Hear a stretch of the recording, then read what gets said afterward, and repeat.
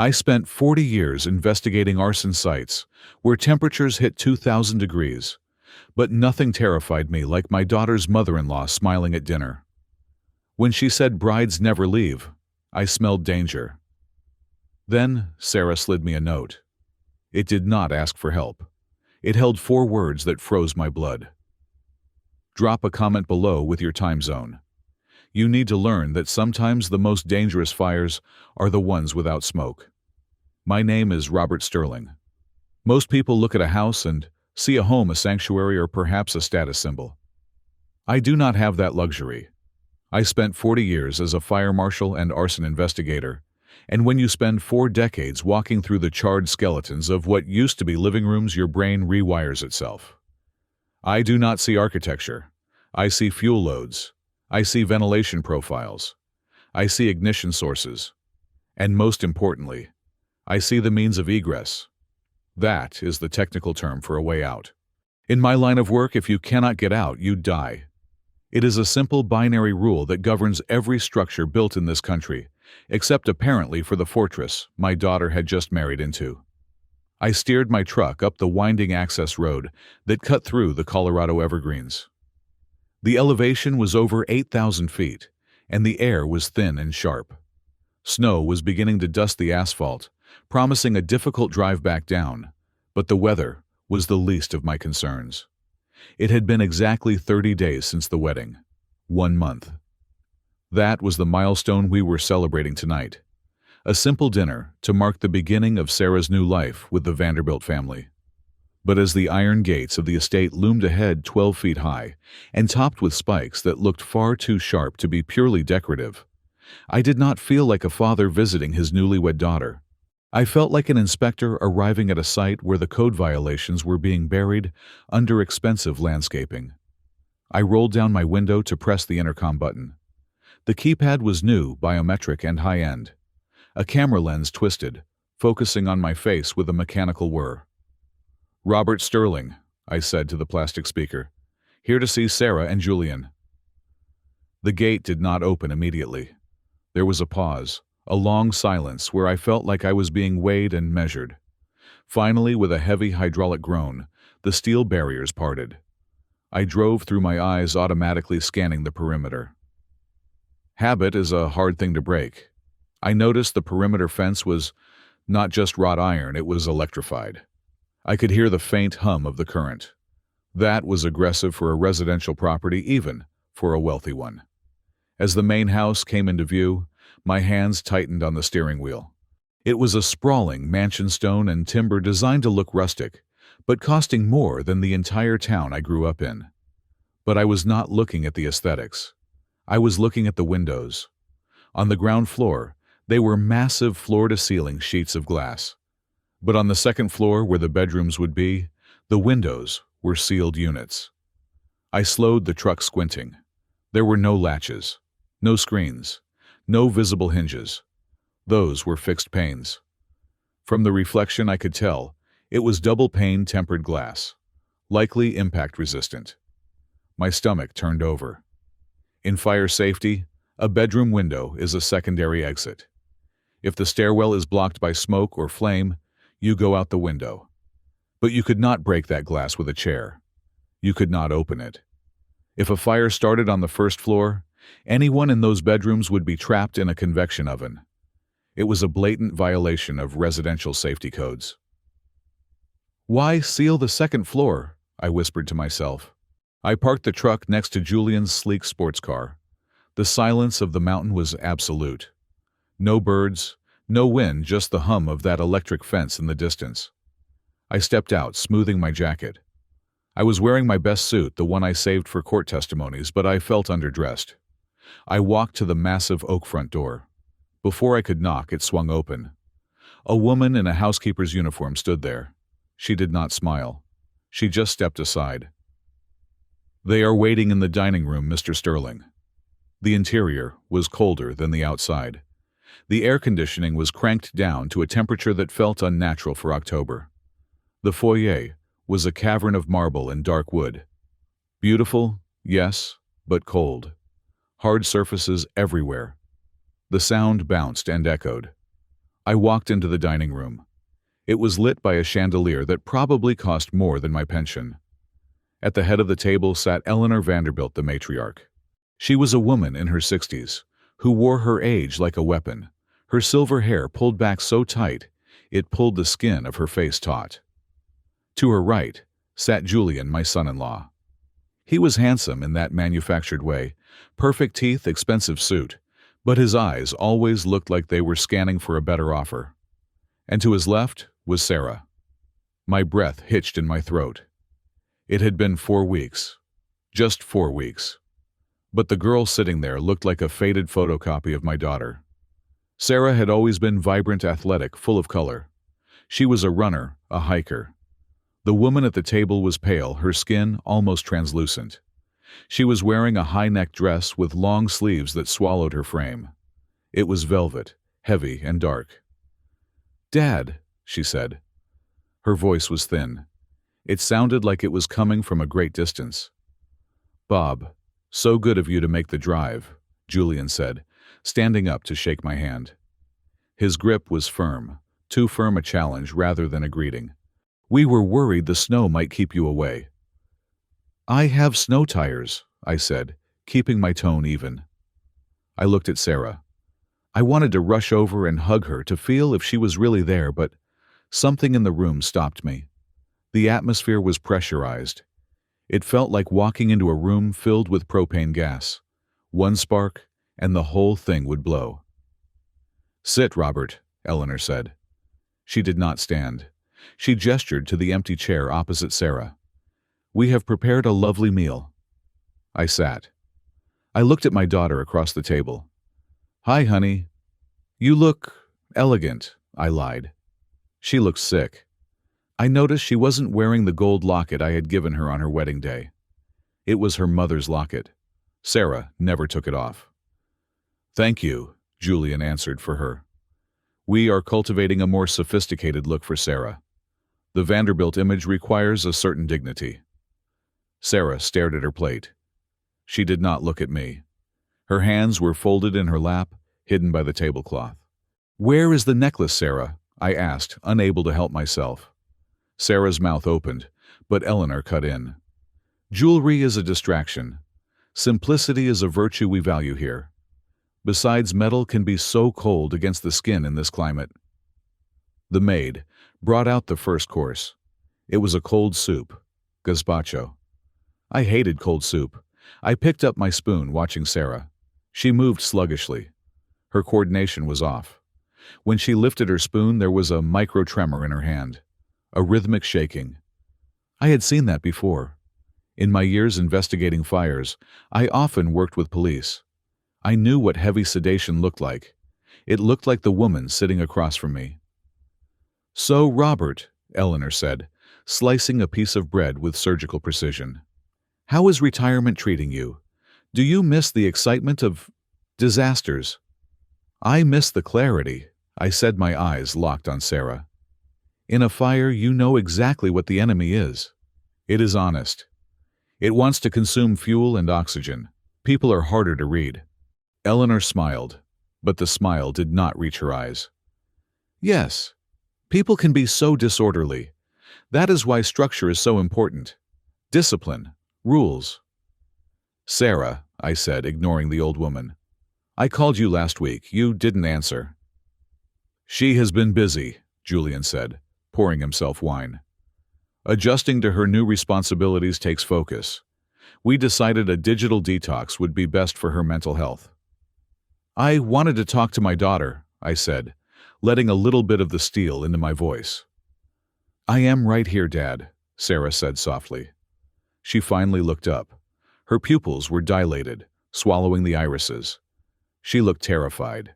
Not just nervous. Terrified. Like a person standing on a ledge looking down.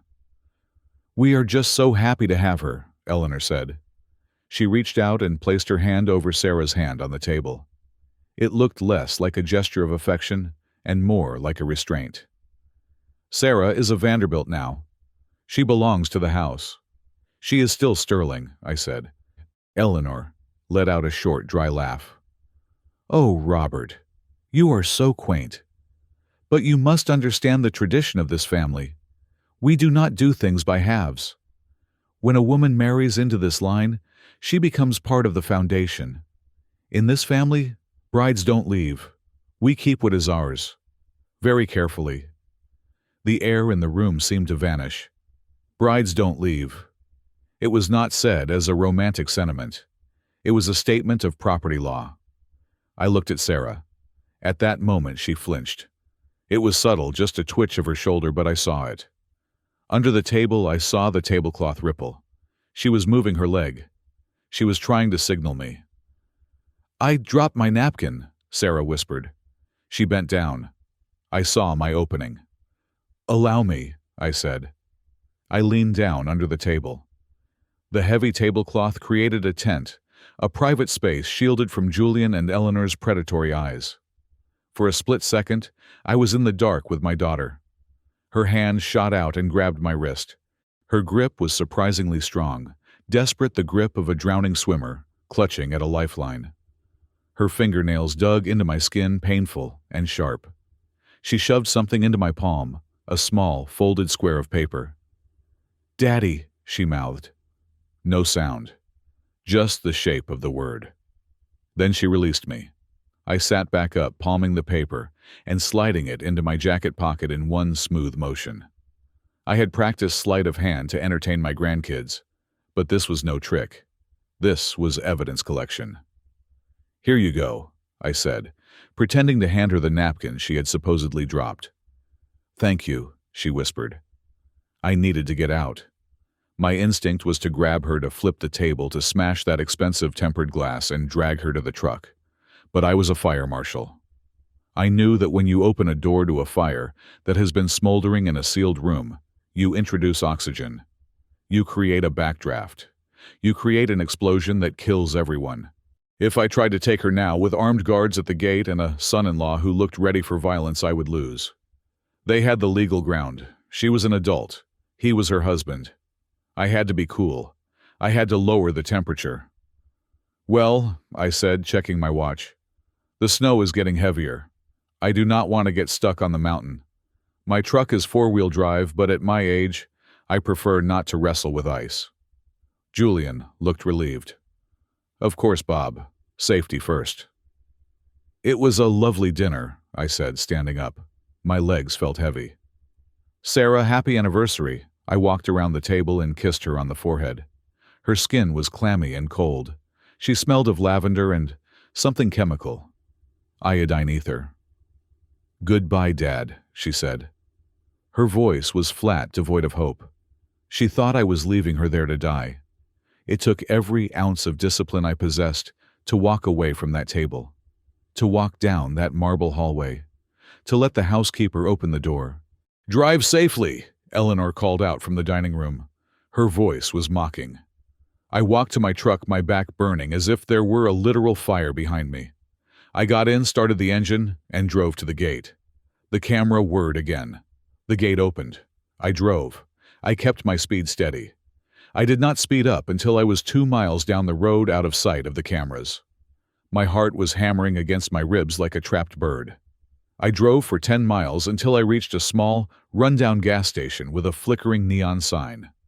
I pulled into the darkest corner of the lot and killed the engine. My hands were shaking as I reached into my pocket. I pulled out the paper. It was a piece of the linen napkin torn off. She had written on it with something dark, eyeliner maybe. The writing was jagged, hasty.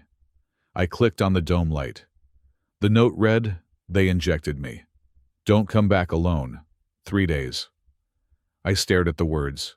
3 days. I leaned back against the headrest and closed my eyes. The image of the second-floor windows flashed in my mind. Sealed. No exit. This was not a marriage. It was a containment unit. 3 days, I said aloud to the empty truck cab. That was a timeline. In arson investigation, we build timelines to understand the progression of the fire. 3 days meant something was going to happen. They were moving her, or they were finishing whatever process they had started. I looked at the note again. Don't come back alone. She knew. She knew I could not fight them physically.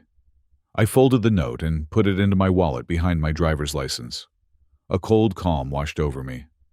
It was the same calm I felt when I stepped into a burned-out building, the smell of wet ash in the air. The panic was gone. Now there was only the investigation. They had made a mistake. They thought they had locked a helpless girl in a tower.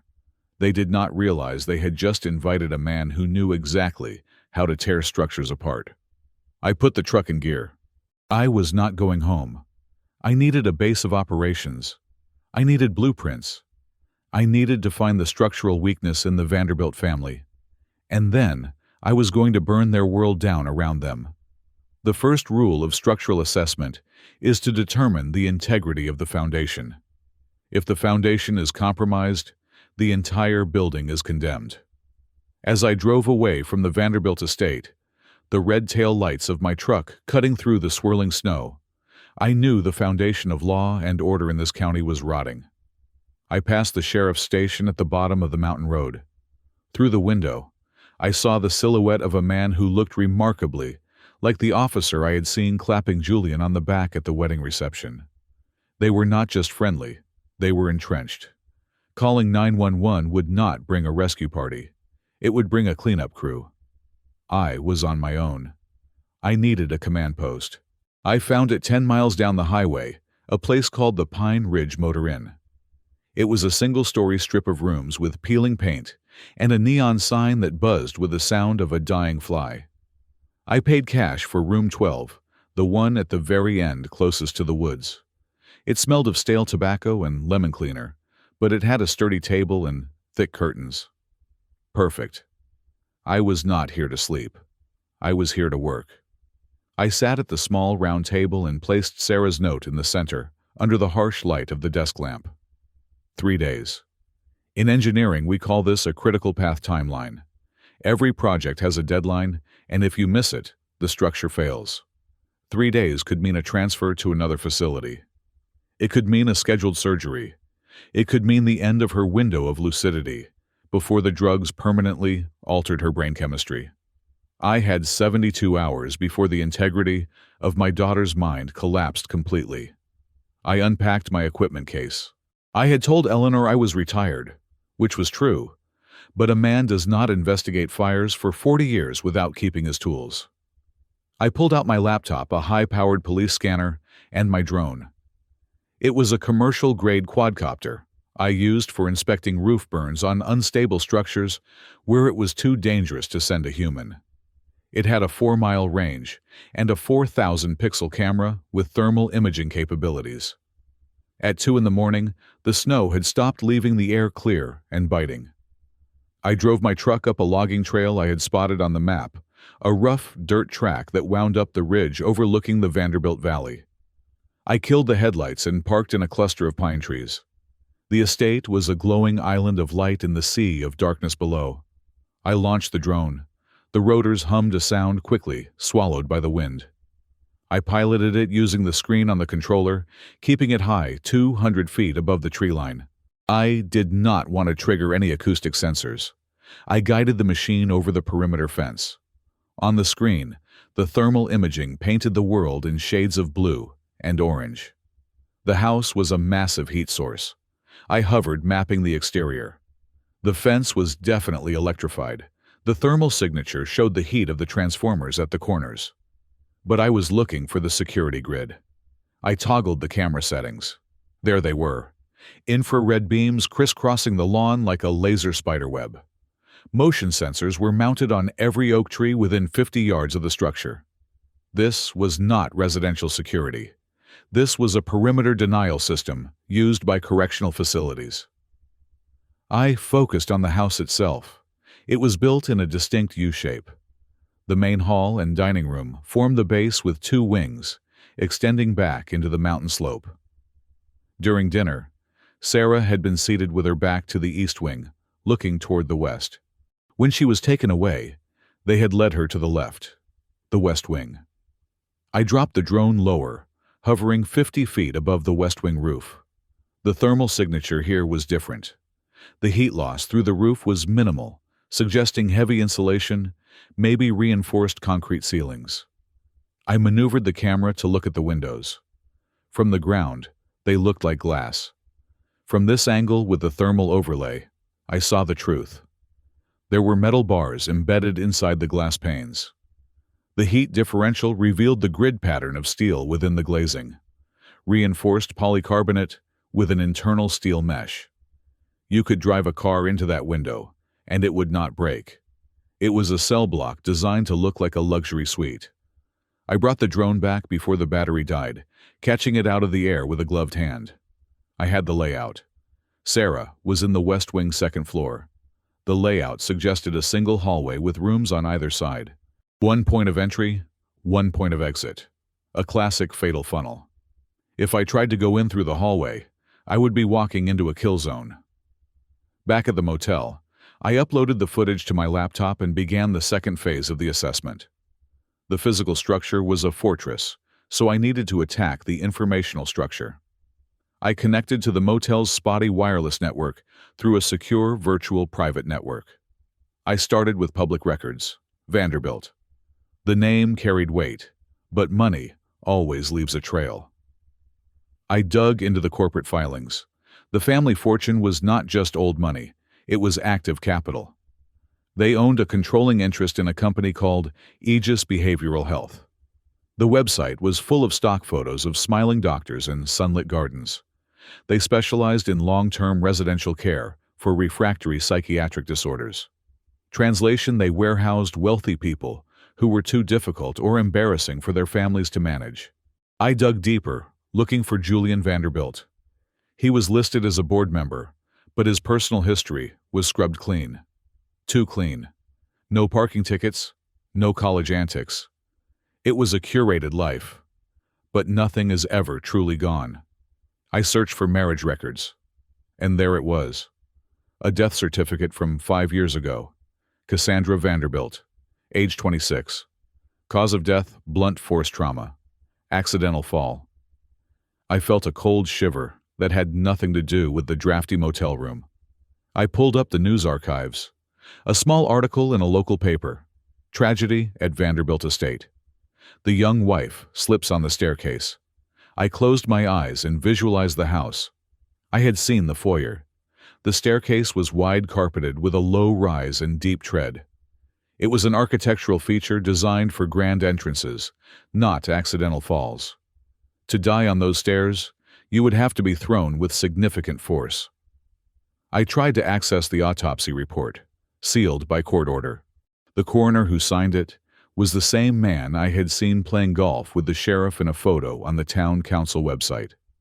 The circle of corruption was complete. I needed a breaker bar. I needed leverage. I picked up my burner phone and dialed a number I hadn't used in 2 years. It rang 4 times before a voice answered. "You know it is 3 in the morning, Bob." "I need eyes, Marcus," I said. Marcus was a gray hat hacker I had worked with on a massive insurance fraud case in Chicago. A developer had been burning down his own luxury condos to collect the payout, and Marcus had traced the digital trail of the accelerant purchases. He owed me. I had kept his name out of the police report. "I am retired," Marcus groaned. "I am not," I said. "I need you to look into a private server, Aegis Behavioral Health. Specifically patient records for Sarah Sterling or Sarah Vanderbilt.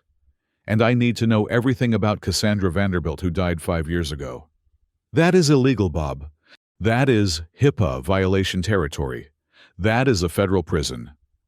"They have my daughter, Marcus. They have her on a 3-day clock." The line went silent. I heard the click of a keyboard. "Give me an hour." I spent that hour cleaning my gear. I disassembled my flashlight, checked the seals, and replaced the batteries. I sharpened the blade of my multi-tool. I paced the small room, measuring the distance from the door to the window, calculating angles. It was nervous energy, but I channeled it into preparation. The phone buzzed. "Check your secure email," Marcus said. His voice was different now. Tight. Seriously. I opened the laptop. A single file was waiting. It was a medical intake form dated 1 week after the wedding. Patient: Sarah Vanderbilt. Diagnosis: paranoid schizophrenia with acute psychotic episodes. "It is a fabrication," I said to the empty room. Sarah had never had a mental health issue in her life. She was the most grounded person I knew. I scrolled down. The diagnosis was signed by Dr. Julian Vanderbilt. He wasn't just her husband. He was her attending physician. "Look at the treatment plan," Marcus said, still on the line. I looked. Pharmacological restraint. Hysteroscopic sterilization scheduled for October 25th. The date was 3 days from now. I felt the blood drain from my face. Sterilization. They weren't just drugging her. They were ensuring she could never have children with anyone else. Or perhaps they had already taken what they wanted. "Bob," Marcus said, "I found Cassandra's file too. The one they tried to delete. She didn't fall down the stairs. Her toxicology report showed massive levels of Haldol and tranquilizers. Her bone density was that of an 80-year-old woman. They kept her drugged and indoors for 2 years, until her body just gave out. The fall was just the final, structural failure." "They are farming them," I said, my voice barely a whisper. "They marry them, declare them insane, take control of their assets via medical guardianship, and then use them until they break." "It is a closed loop," Marcus said. "Julian gets the money, the control, and the wife becomes a permanent patient in their own private asylum. It is perfect. Legally, she is not a hostage. She is a patient under the care of her husband." "Thank you, Marcus. Wipe the logs." I hung up. I sat in the dim light of the motel room, the truth settling over me like a heavy blanket of ash. This was not a domestic dispute. This was industrial-scale human trafficking, hidden behind a medical license. Sarah was not a bride. She was inventory. The note, 3 days. That was the date of the sterilization procedure. Once they did that, they would move her to a long-term facility, maybe overseas, and I would never see her again. I looked at the map of the estate again. The electric fence, the reinforced glass, the armed guards, the corrupt police force. A direct assault was impossible. I was one man against a fortress. But every fortress has a flaw. Every structure has a load limit. And I knew something the Vanderbilts did not. They thought they were running a hospital. They did not realize they were sitting on top of a massive pile of combustible material. I did not need to break in. I needed to make them open the door. I closed the laptop. The assessment was complete. The structure was unsound. It was time to introduce the accelerant. The digital file on my laptop screen was not just a medical record. It was a prison sentence written in clinical sans serif font. The diagnosis of paranoid schizophrenia was dated exactly 7 days after the wedding. I stared at the screen, my coffee turning cold in the styrofoam cup of the motel room. It was a masterpiece of legal fiction. By declaring Sarah incompetent so quickly, Julian had bypassed the need for divorce alimony or even basic human rights. He had obtained emergency medical guardianship. In the eyes of the law, Sarah was no longer a person. She was a biological asset under the management of Aegis Behavioral Health. If I walked into the sheriff's office right now and showed them Sarah's note, they would not see a cry for help. They would see a symptom. Paranoid delusions of persecution, the file said. The patient believes family members are poisoning her. They had immunized themselves against the truth before I even arrived. If I tried to take her, I would be the kidnapper. I would be the unstable father interfering with necessary medical treatment. The law was not a shield for me, it was a weapon in their hands. I needed to bypass the paper trail and get to the physical reality of that house. I closed the laptop. Data could only tell me so much.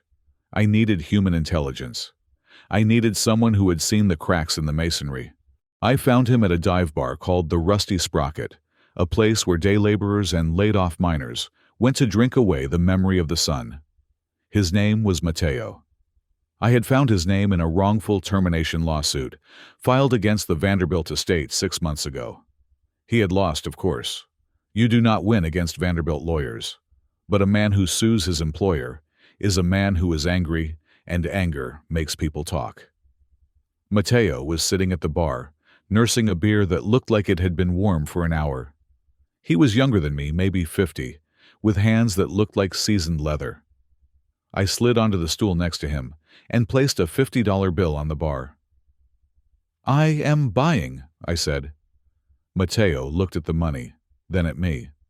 "I do not know you." "You know the house on the ridge," I said quietly. "The Vanderbilt place. I read your deposition. You said the wiring in the West Wing was unsafe." Mateo stiffened. "I signed a non-disclosure agreement. If I talk, they take my truck. They take my house." I placed another $100 on the counter. "I am not a lawyer, Mateo. I am a father. My daughter is in that West Wing, and I think she is dying." Mateo looked at the cash, then took a long pull of his beer. He lowered his voice. "It is not a house, mister. It is a kennel." "Tell me about the West Wing," I pressed. "I worked maintenance," Mateo said, keeping his eyes on the mirror behind the bar. "They told me never to go into the West Wing when the patients were out. But I saw things. They keep the heating cranked up high. 80 degrees day and night. It makes them lethargic, sleepy." "The windows," I said. "I saw them from the air." "What are they?" "Polycarbonate laminates." Mateo recited the technical term, rolling off his tongue with the bitterness of memory. "1.5 inches thick. I helped install the frames. You could hit that with a sledgehammer all day, and it would just bounce off. They are bolted directly into the structural steel. There is no opening, no ventilation. It is a sealed box." I nodded. It confirmed my drone footage. "And the women, did you see Julian's first wife, Cassandra?" Mateo's face went pale. He pushed his beer away. "Cassandra, yes. She was vibrant when she first arrived, laughing, running in the gardens. Then, after a few months, I saw her sitting on the terrace. She was just staring at the mountains, drooling a little. She looked like a doll that someone had taken the batteries out of. Empty. When she died, they said she fell. But dolls do not fall. Dolls are thrown." "My daughter passed me a note," I said. "She said 3 days. What happens in 3 days?" Mateo turned to look at me directly for the first time. His eyes were filled with a mixture of pity and fear. "The transfer. They do not keep them there forever. Once they are broken in. Once the treatments have taken hold and they are quiet, they ship them out. To a clinic in Zurich, Switzerland. A private sanatorium. Very expensive. Very discreet." "Switzerland," I whispered. "Once they go there," Mateo said, "they do not come back. It is a black hole.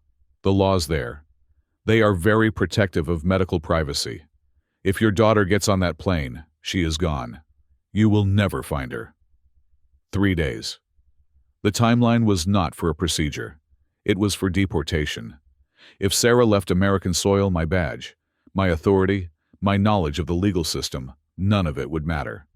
She would vanish into the opaque world of Swiss banking and medical secrecy. "Thank you, Mateo," I said. I left the money on the bar. "Hey," he called out as I stood up. "The service entrance. The delivery gate around the back. The hydraulic arm is slow. It takes 10 seconds to close fully. If you are fast," I nodded. 10 seconds was an eternity in my line of work. I left the bar and drove straight to a commercial hardware supply store on the outskirts of town. I did not go to a gun shop. A gun is a crude tool. It escalates a situation instantly, and against a private security force I would be outgunned 10-1. I needed to change the environment. I needed to turn their fortress against them. I walked the aisles with the focused intensity of a man building a bomb, though everything I bought was legal. First, I went to the plumbing section. I bought 2 gallons of muriatic acid. It is used for cleaning concrete, but in high concentrations it eats through aluminum and soft steel. It creates fumes that are terrifying to breathe, but not immediately lethal if you have ventilation. Next, I went to the tools section. I bypassed the hammers and saws. I picked up a 30-inch hydraulic bolt cutter. This was not the manual kind you use to cut a bicycle lock. This was a tool capable of generating 4,000 pounds of cutting pressure. It could snap through the chain link of a perimeter fence, or the padlock of a service gate like it was cutting spaghetti. Then I went to the landscaping aisle. I bought 6 canisters of rodent smoke bombs. These are designed to be dropped into gopher holes. They produce thick, heavy sulfurous smoke. It is non-toxic, but it smells like the gates of hell opened up. It triggers a primal panic response in humans. When you smell sulfur and see thick smoke, your lizard brain screams fire. Finally, I bought a respirator mask, heavy-duty welding gloves, and a flare gun with a box of red emergency flares. I paid cash. The cashier, a bored teenager, did not even look up. He saw an old man buying work supplies. He did not see an arson investigator building an arsenal. Back at the motel, I laid everything out on the bed. It looked like a chaotic collection of junk, but to me, it was a symphony of disruption. I sat in the chair and visualized the plan. The Vanderbilt estate was designed to keep people out and keep people in. It relied on order. It relied on electricity surveillance and clear lines of sight. My job was to remove those advantages. I could not breach the West Wing directly.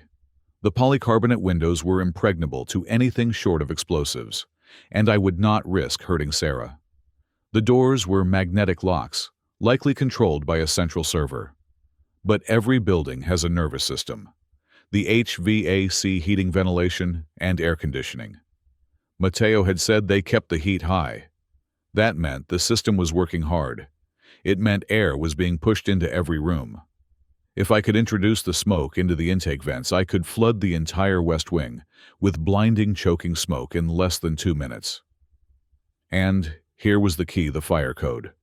I knew the National Fire Protection Association codes better than I knew the Bible. Code 101 states that in the event of a fire alarm, all magnetic locks on egress doors must automatically release to allow evacuation. It is fail-safe. You cannot trap people in a burning building. However, the Vanderbilts were arrogant. They viewed the house as a prison. I suspected they had overridden that command. They would have a shelter-in-place protocol for the prisoners. But panic is a powerful variable. When the halls fill with smoke, when the alarms are screaming, the guards are human. They will cough. They will panic. They will open doors to see what is happening. Controlled burn, I said to myself. In forestry, when a wildfire is approaching, we sometimes set a smaller fire in its path. We burn up the fuel, so the big fire has nothing to consume. I was going to set a fire of chaos to consume their order. I checked my watch. It was 4 in the afternoon. I had 1 night to prepare, 1 night to rest. But I could not wait. The 3 days note was written yesterday. That meant I had 48 hours left, maybe less. If they moved the schedule up, if they decided to fly her out tonight. Number 1. I could not wait for the perfect moment. The perfect moment is a myth. In a fire, you do not wait for the temperature to drop. You go in when you have to. I stood up and began packing the gear into a dark duffel bag. I wrapped the acid bottles in towels. I greased the hinges of the bolt cutters so they would be silent. I was not going to wait for the 3rd day. I was going tonight. The Vanderbilts thought they had purchased a compliant, docile animal in my daughter. They thought her father was just a retired civil servant with a pension and a bad back. They did not understand what an accelerant does. An accelerant does not just make a fire hotter. It changes the rate of combustion. It turns a slow burn into an explosion. I looked at myself in the motel mirror. The man looking back was not Robert Sterling, the retiree. He was the man who had walked into the collapsed textile factory in '89 to pull 3 workers out of the rubble. He was the man who had crawled through the subway tunnel fire in '95. I put on my dark jacket. I picked up the duffel bag. The weight was comforting. "Tonight," I said. I turned off the light, leaving the room in darkness, and walked out into the cold mountain air. The smell of snow was gone, replaced by the metallic scent of impending violence. I climbed into my truck and turned the key. The engine roared to life, a low growl that matched the one in my chest. I was bringing the fire to them. I drove back to the main gate at noon. The sky was a flat, bruised purple, heavy with the promise of a blizzard that the weather reports said would bury the county by midnight. I needed that snow. I needed the world to be white and silent. But before the storm hit, I needed one last visual confirmation. I needed to see the enemy's face in the daylight, and more importantly, I needed to see if my daughter was still in the West Wing. I had stopped at a pharmacy in town and bought a bottle of high-end prenatal vitamins. It was a pathetic prop, a heavy glass jar with a gold label, but it was the kind of thing a doting, overbearing father would deliver. It gave me a reason to be at the gate that did not involve bolt cutters or industrial acid. I pulled the truck up to the intercom. The camera whirred instantly. I rolled down the window, letting the freezing air bite my face. "Robert Sterling," I said, holding the bottle up to the lens. "I forgot to give this to Sarah. Supplements. The doctor recommended it." The gate did not open. Instead, a side door in the guardhouse swung outward. 2 men stepped out. They were not the local private security I expected. These men wore gray tactical pants and heavy coats that did not quite conceal the bulk of Kevlar vests underneath. They moved with the economy of motion you see in ex-military or mercenaries. One of them, a man with a buzz cut and a scar running through his eyebrow, walked to my driver's side window. He did not smile. He did not look at the vitamins. He looked at my hands on the steering wheel, then at the back seat of the cab. "Turn around, Mr. Sterling," the man said. His voice was flat bored. "I just want to drop this off," I said, putting on my best confused senior citizen face. "It will only take a minute. She needs these for her condition." "Mrs. Vanderbilt is resting," the guard said. He rested his hand on his belt. His coat fell open just enough for me to see the grip of a sidearm. It was a Glock 17, likely modified. Next to it was a Taser X26. These were not tools for directing traffic. These were tools for suppression. "I can wait," I said. "You are trespassing," the guard said. He stepped closer, invading my personal space. "The family has requested privacy. If you do not turn this vehicle around, we will escort you off the property." Aggressively. I looked him in the eye. I saw no hesitation there. If I pushed this, he would drag me out of the truck and beat me within an inch of my life. The sheriff would probably thank him for it. "All right," I said, raising my hands in surrender. "All right, no need for trouble. No need." I put the truck in reverse, backing up slowly to turn around. As I swung the nose of the truck toward the road, I looked up. I looked past the guards, past the electric fence up to the second floor of the West Wing. And I saw her. She was standing at the window I had inspected with the drone. The thick polycarbonate glass distorted her silhouette slightly, but I knew my daughter. She was wearing the same gray dress from the night before. She was not looking at me. She was not looking at anything. She was just standing there, her forehead resting against the glass, staring into the middle distance. "Sarah!" I shouted inside the closed cab.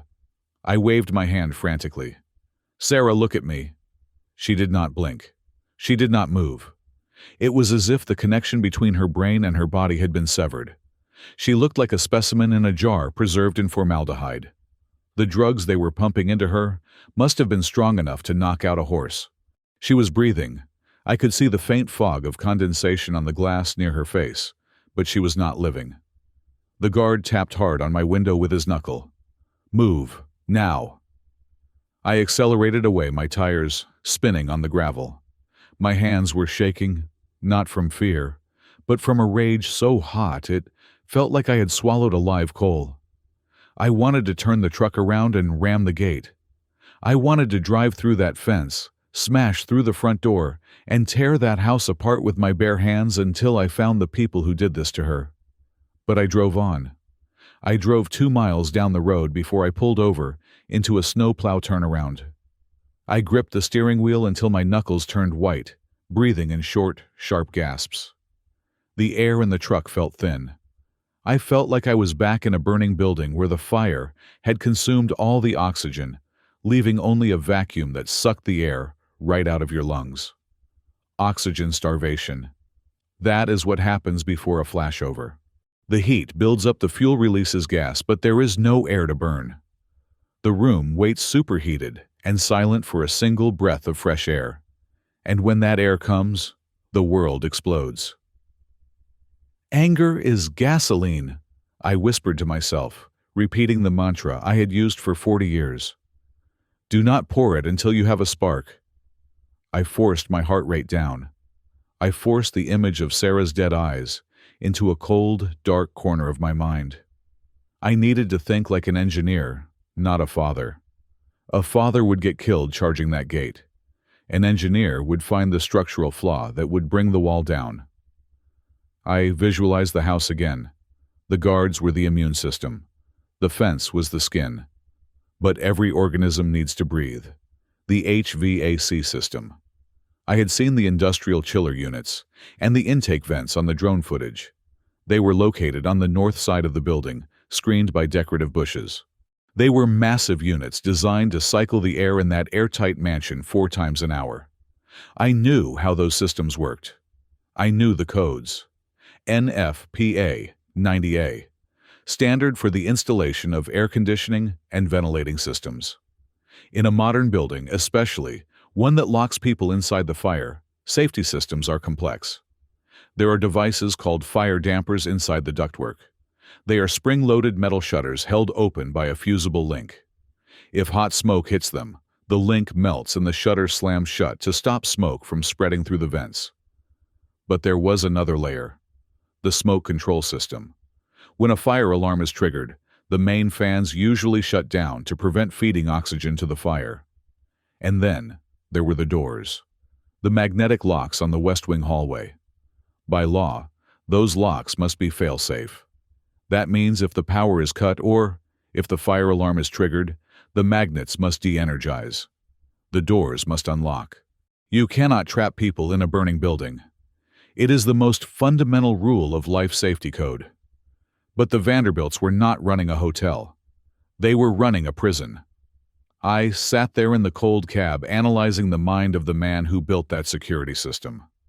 If I were a paranoid billionaire holding women against their will, would I allow the doors to pop open every time someone burned a piece of toast? I would override the system. I would rig the panel so that even if the alarm screamed, the doors stayed locked. That was a violation of federal law. It was reckless endangerment. But it was also my leverage. If the alarm went off and the doors opened, I could get Sarah out. If the alarm went off and the doors did not open, then the Vanderbilts were committing a felony in real time. And if I created a situation that forced the guards to choose between suffocating or opening the doors, panic would override protocol. I needed to create a fire that wasn't a fire. I needed the smoke, the panic, the sensory overload, without the lethal heat.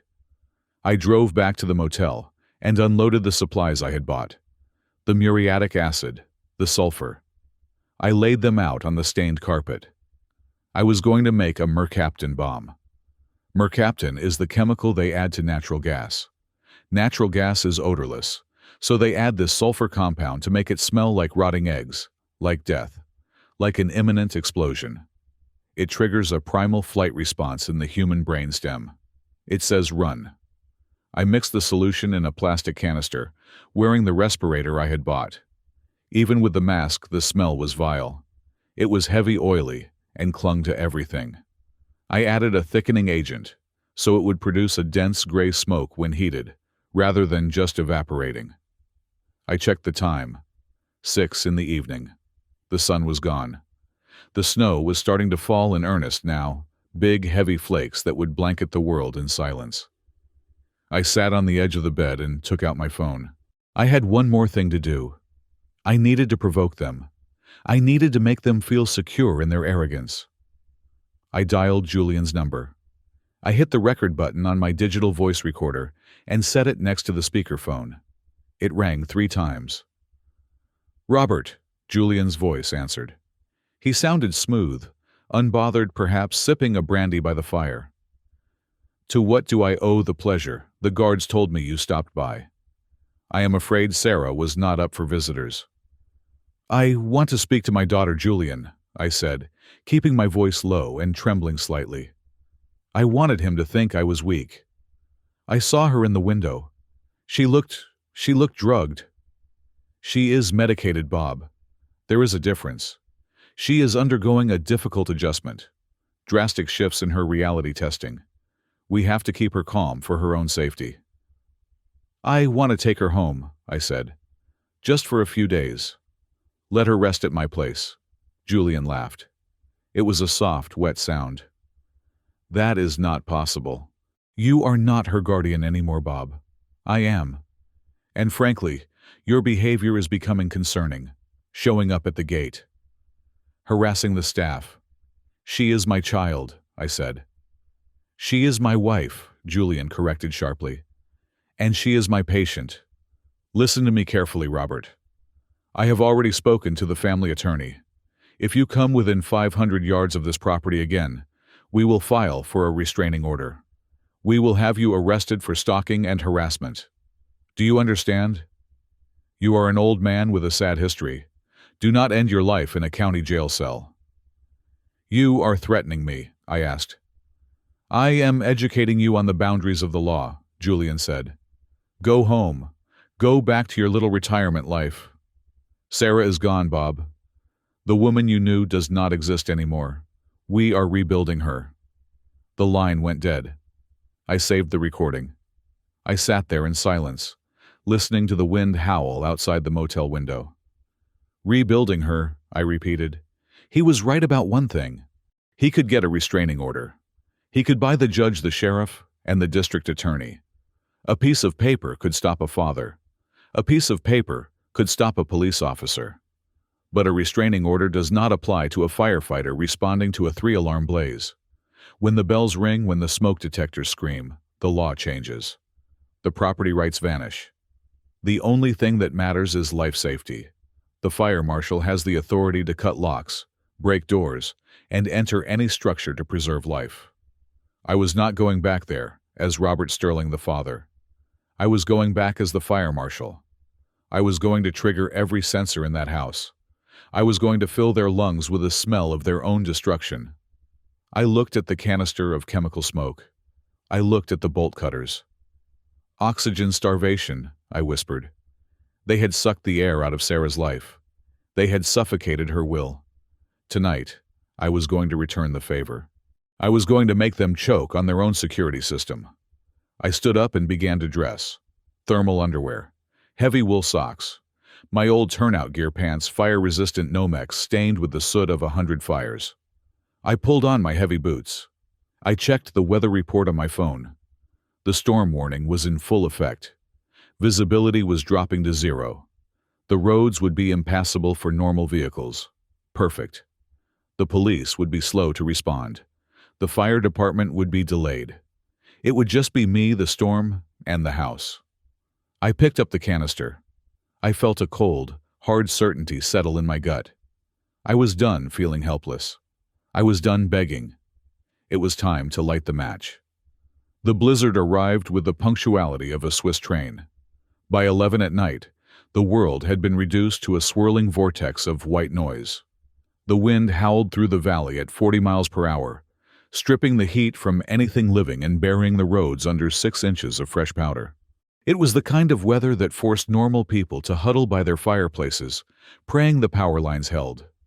For me, it was the perfect partner. The snow scrambled the optical sensors of the perimeter cameras. The wind masked the sound of my footsteps.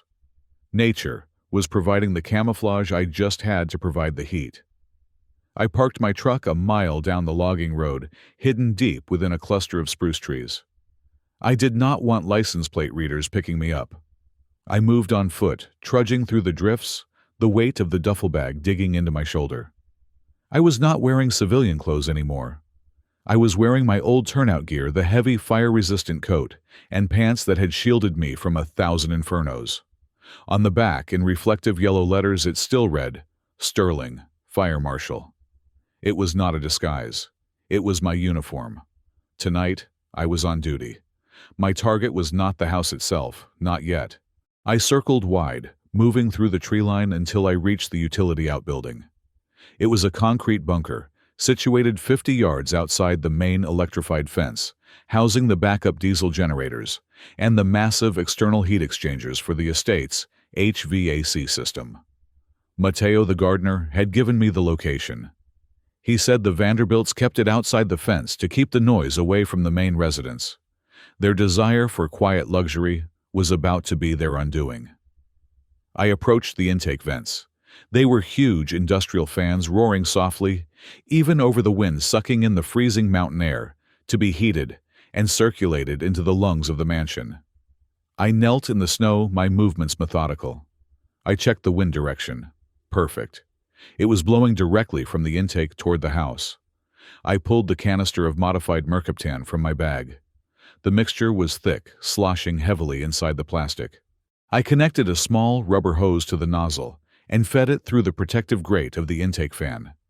I did not just pour it. I set up a drip feed, a steady intravenous injection of chaos into the building's bloodstream. Within seconds, the fan blades caught the liquid. It vaporized instantly in the high-velocity airstream.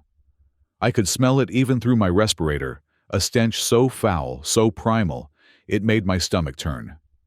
It smelled like a massive gas leak mixed with rotting biological matter. It was the smell of imminent death. Next, I pulled out the signal jammer. It was a black box the size of a brick, illegal to own and highly effective. I flipped the switch. A red light blinked once, then turned solid green. The device flooded the local spectrum with white noise, blocking all cellular signals and Wi-Fi frequencies within a quarter-mile radius. The guards inside the gate were now deaf and blind to the outside world. Their radios might still work on short-range analog, but they could not call the sheriff. They could not call Julian. They were isolated. I retreated back to the tree line and raised my binoculars. I waited. It took less than 2 minutes. The house suddenly erupted. Strobe lights mounted on the eaves began to flash sharp, rhythmic bursts of white light cutting through the snow.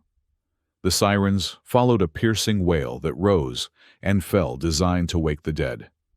The smoke detectors inside had picked up the particulate matter from my chemical cocktail. I watched the doors. This was the critical moment. This was the test of my theory. According to National Fire Protection Association Code 101, the Life Safety Code, when a fire alarm triggers, all electromagnetic locks on exit doors must disengage. It is a fail-safe requirement. You cannot trap people in a burning building. If the system was up to code, the front doors, the side exits, and the secure doors of the West Wing should have clicked open instantly. I held my breath, watching the thermal image through my binoculars. Nothing moved. The doors remained shut. I watched for 30 seconds, then 60. The strobe lights flashed. The sirens screamed. But the magnetic locks held fast. "Got you," I whispered. It was a violation of federal law. It was criminal negligence. By keeping those doors locked during an active alarm state, the Vanderbilts had just turned their home into a death trap. And in doing so, they had given me the legal authority to tear it open. I pulled out my satellite phone. The jammer blocked cellular signals, but the Iridium satellite frequency punched right through the storm to the orbital network. I dialed 911. "Emergency services, what is your location?" the dispatcher asked. Her voice was clear, calm, a world away from the blizzard. "This is Robert Sterling, retired fire marshal, badge number 492, I shouted over the wind. "I am reporting a structure fire and massive gas leak at the Vanderbilt Estate, Old Mill Road. I am on the scene. I have visual confirmation of smoke. The occupants are trapped. Repeat, the occupants are trapped. The electronic exits are failing to open." "Sir, are you safe? We have a blizzard advisory." "I am initiating rescue operations," I cut her off.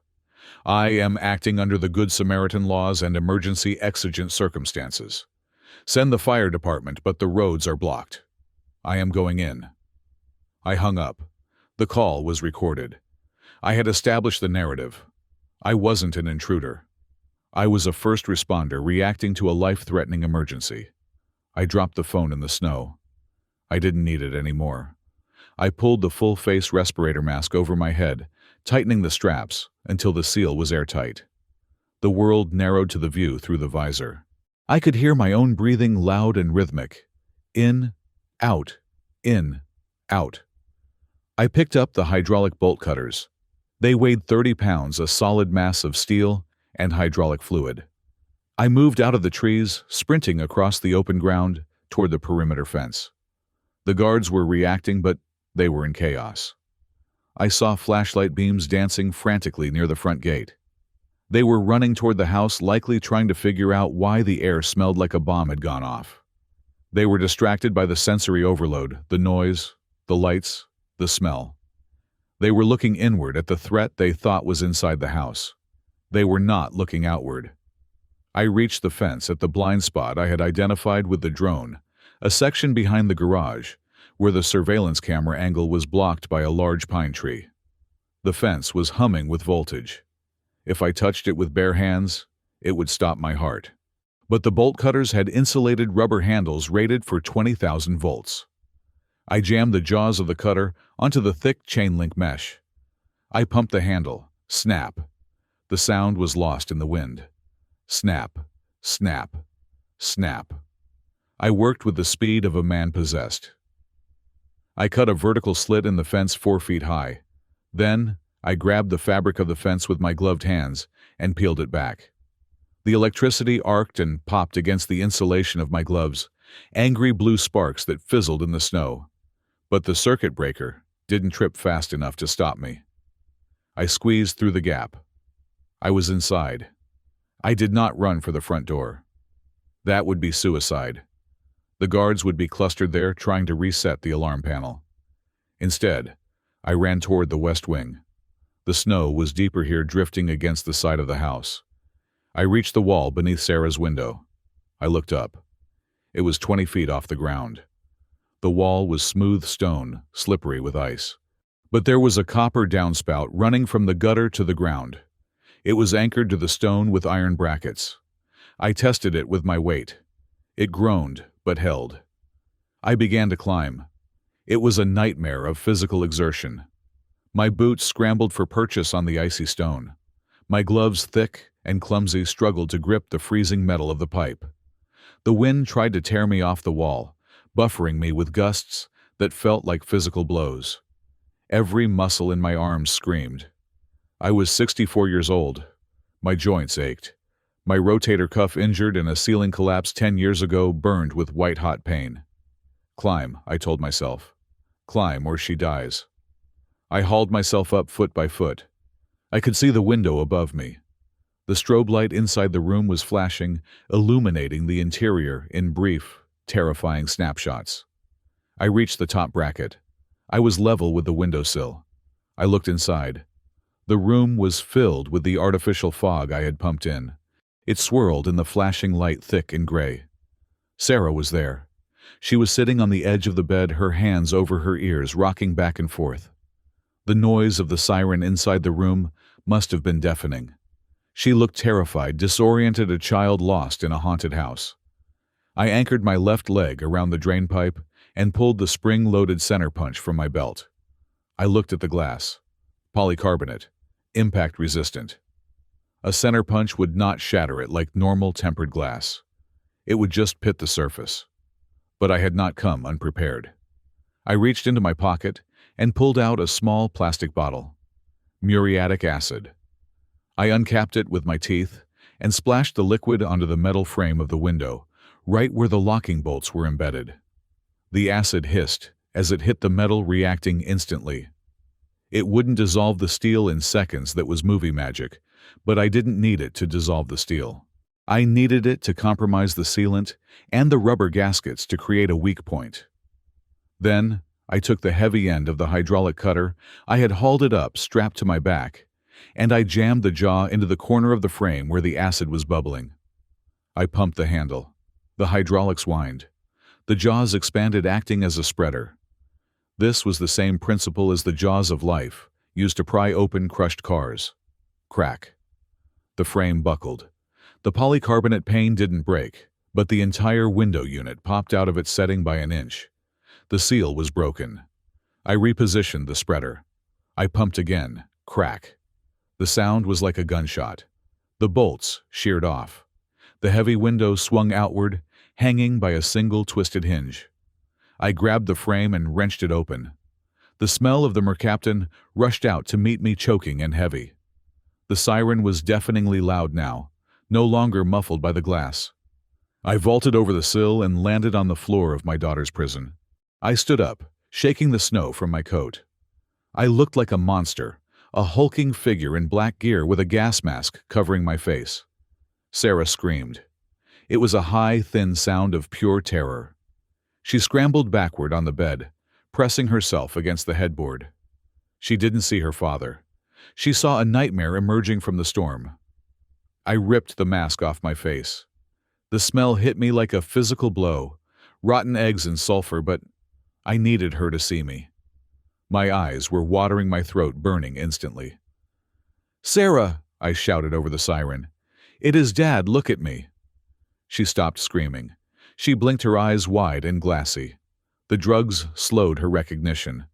She stared at me, at the turnout gear, at the snow melting on my shoulders. "Dad," she whispered. "I am getting you out," I said. "We are leaving, now." I moved to grab her, but suddenly the door to the bedroom rattled violently. Someone was on the other side. They were trying to get in. "Open this door!" a voice roared. It was Julian. I looked at the door handle. It was locked from the outside, but they had a key. I saw the knob turning. I didn't have time to be gentle. I grabbed a heavy oak chair from the corner of the room and jammed it under the doorknob. It was a temporary fix, a wedge. The door shuddered as someone threw their weight against it. "Sarah, listen to me." I grabbed her shoulders.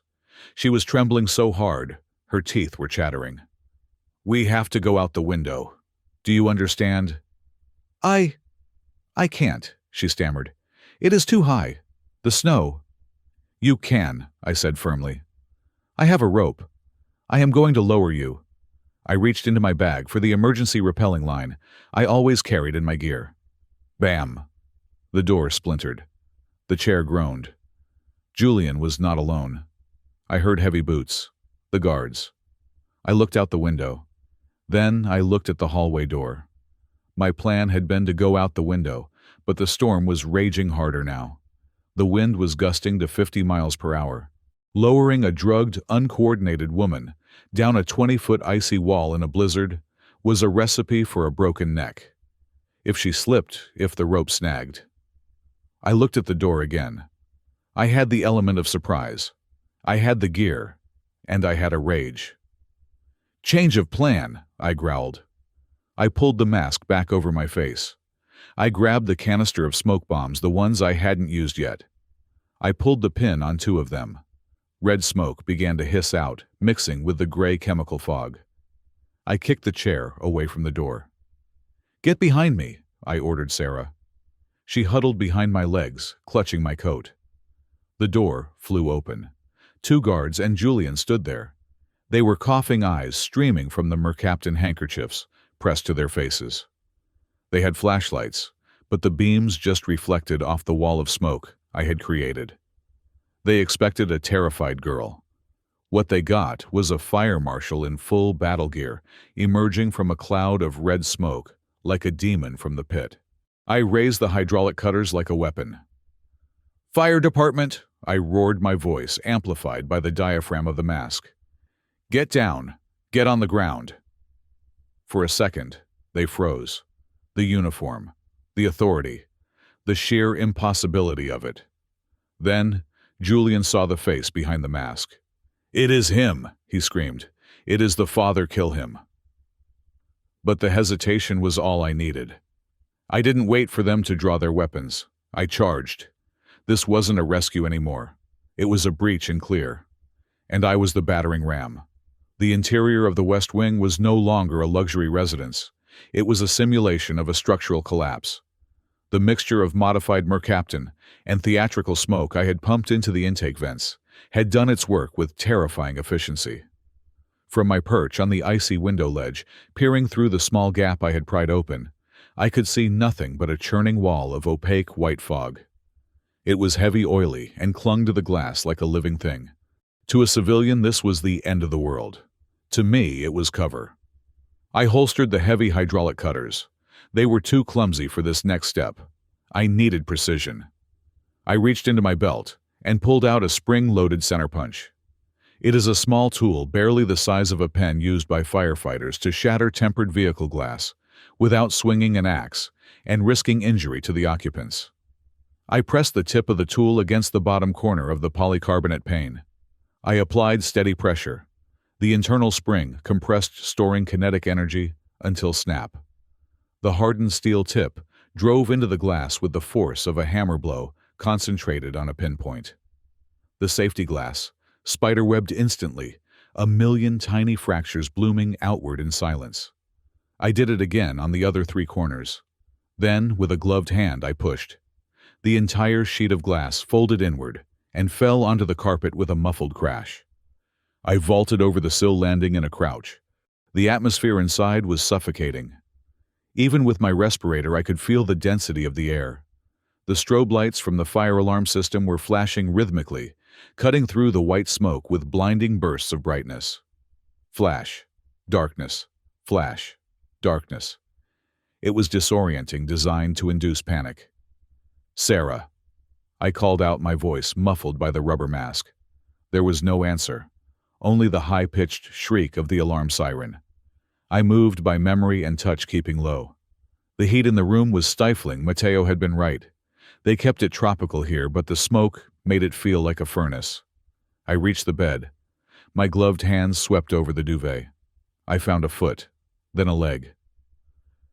"Sarah, I have got you," I said, moving up to her shoulders. She did not move. I grabbed her arm to pull her up, but her arm stopped abruptly. It was tethered. I froze. I leaned in closer, my face mask inches from the bed. Through the swirling fog, I saw the truth. Sarah wasn't just sleeping. She was restrained. Thick leather medical straps bound her wrists and ankles to the frame of the heavy 4-poster bed. They were padded, the kind used in psychiatric wards to secure violent patients, or, in this case, to keep a prisoner docile while the drugs destroyed her mind. A cold, white rage exploded in my chest, hotter than any fire I had ever fought. This wasn't protection. This was torture. I pulled the multi-tool from my pocket, flipping out the serrated blade. I slashed at the leather. The knife was razor-sharp, cutting through the thick hide in 2 aggressive strokes. Slash. Slash. I freed her right hand. Then she left. As the tension released, Sarah gasped. Her eyes snapped open. She looked up and saw a monster. In the strobe light, I was a faceless giant in black turnout gear, a gas mask hiding my humanity, wielding a knife. She screamed. It was a raw, guttural sound that tore through the noise of the siren. She scrambled backward, kicking at me, her heels digging into the mattress. She was terrified, hallucinating, her mind likely painting me as one of the demons the drugs had planted in her head. "No, no, get away!" she shrieked, curling into a ball. I grabbed her shoulders to steady her, but she fought with the hysterical strength of the drowning. "Sarah, stop!" I shouted.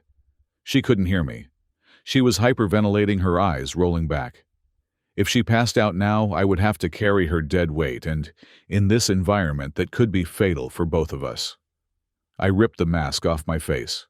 The air hit me instantly, acrid, sulfurous tasting of rotten eggs and chemical waste. My eyes watered immediately, but I forced them open. I grabbed her face between my soot-stained hands and forced her to look at me. "Sarah, look at me," I roared. "It is Dad, it is Bob." She froze. She blinked, tears streaming down her face, washing away the gray residue of the smoke. She stared at me, her pupils dilated and trembling. "Daddy," she whispered, her voice cracking. Am I dead?" "No, honey. You are alive. I am getting you out." "They tied me up," she sobbed, collapsing forward into my chest. "They said I was sick. They said I tried to hurt myself. I know. I held her for exactly 2 seconds. That was all the time I could afford. "We are leaving. Right now." Thud. The door to the bedroom shook violently. The handle rattled metal on metal. "Open the damn door!" It was Julian's voice, muffled but close. He was right outside in the hallway. "I know someone is in there, break it down." I heard the heavy impact of a shoulder hitting the wood. The door frame groaned. They had keys, but in their panic, or perhaps because the electronic locks were malfunctioning due to the alarm, they were trying to force entry. I released Sarah and spun around. I reached into the deep pocket of my turnout coat and pulled out a wedge. It was a simple piece of wood triangular, cut from cheap pine. Firefighters carry them to prop doors open, but they work just as well to keep them closed. A door secured with a deadbolt can be kicked in because the force is concentrated on the lock mechanism. But a door secured with a wedge, driven under the bottom edge, transfers the force to the floor. The harder you push, the tighter the wedge bites. It is simple physics, friction, and leverage. I dropped to my knees and slammed the wedge under the door with the heel of my hand. I kicked it once hard, driving it deep into the gap between the wood and the carpet. Tam! Someone threw their full weight against the door from the outside. The door shuddered, but it did not budge an inch. The wedge held. "We have a minute," I said, standing up. "Maybe less." I turned back to Sarah. She was trying to stand, but her legs buckled. She slid to the floor, her movements sluggish and uncoordinated. The sedatives were too strong. She was like a rag doll. "I can't walk," she slurred. "My legs. They feel like water." I cursed under my breath. I couldn't carry her and fight at the same time. I needed her mobile. I needed her nervous system to wake up. I knelt beside her and opened the trauma kit attached to my belt. I pulled out a syringe. It wasn't a standard EpiPen. It was a preloaded dose of epinephrine I kept for severe allergic reactions or cardiac restart situations in the field. It was a massive dose of adrenaline. "Sarah, listen to me," I said, uncapping the needle. "This is going to hurt. It is going to make your heart race. But you need to run.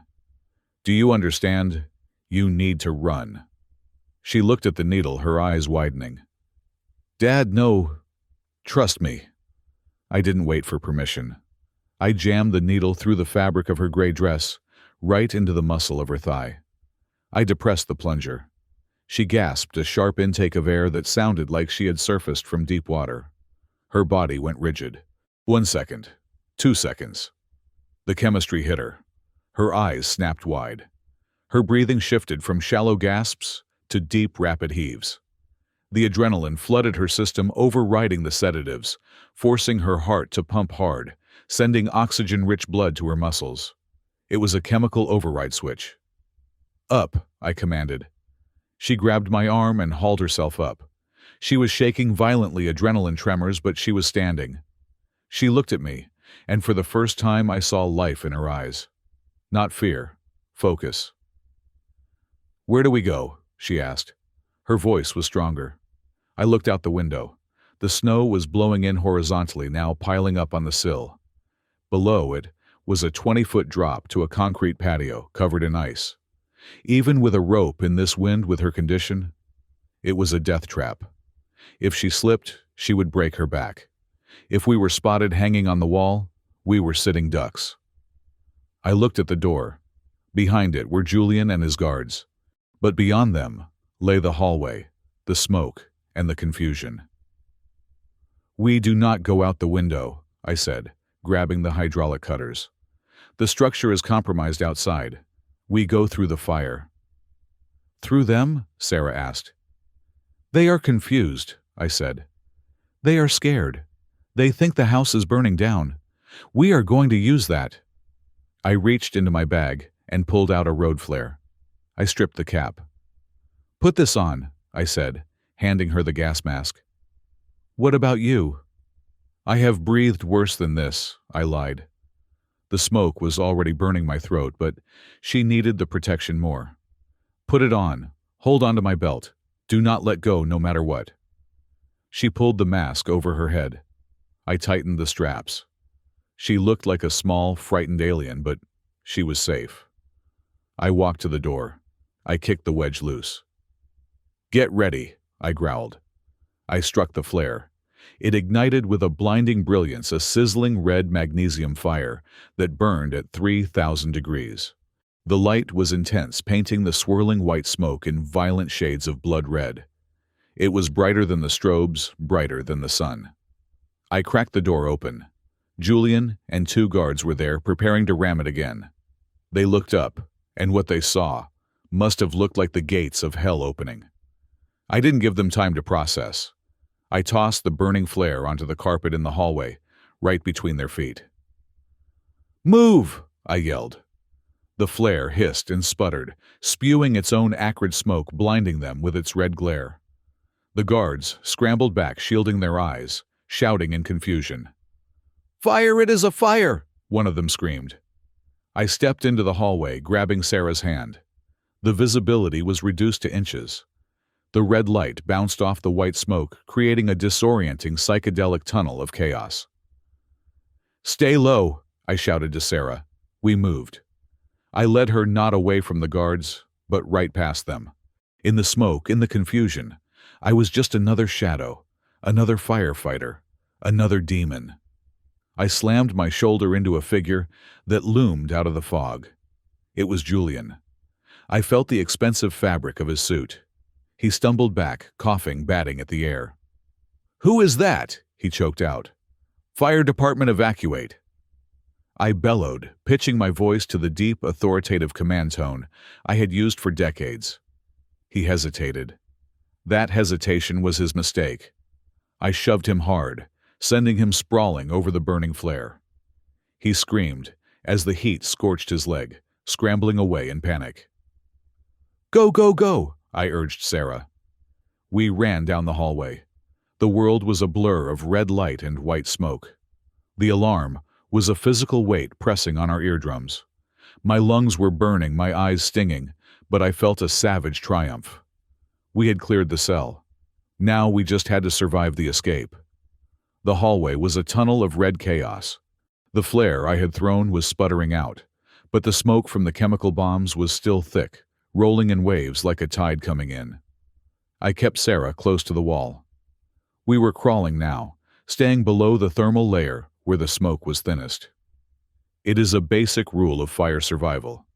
Heat rises, and so does the poison. Down here near the carpet there were a few inches of breathable air. "Keep your head down," I whispered, my hand gripping her shoulder. She was moving well, the adrenaline I had injected still firing through her system, but I could feel the tremors in her frame. She was running on pure chemistry, not strength. We reached the top of the main staircase. Below us, the foyer was a scene of pandemonium. Through the banister rails I saw flashlight beams cutting through the gloom. Guards were shouting, radios squawking static. Then a voice cut through the noise. It was sharp, cold, and utterly devoid of panic. "Seal the exits." It was Eleanor Vanderbilt. She was standing at the bottom of the stairs, a wet handkerchief pressed to her nose, but her posture was rigid.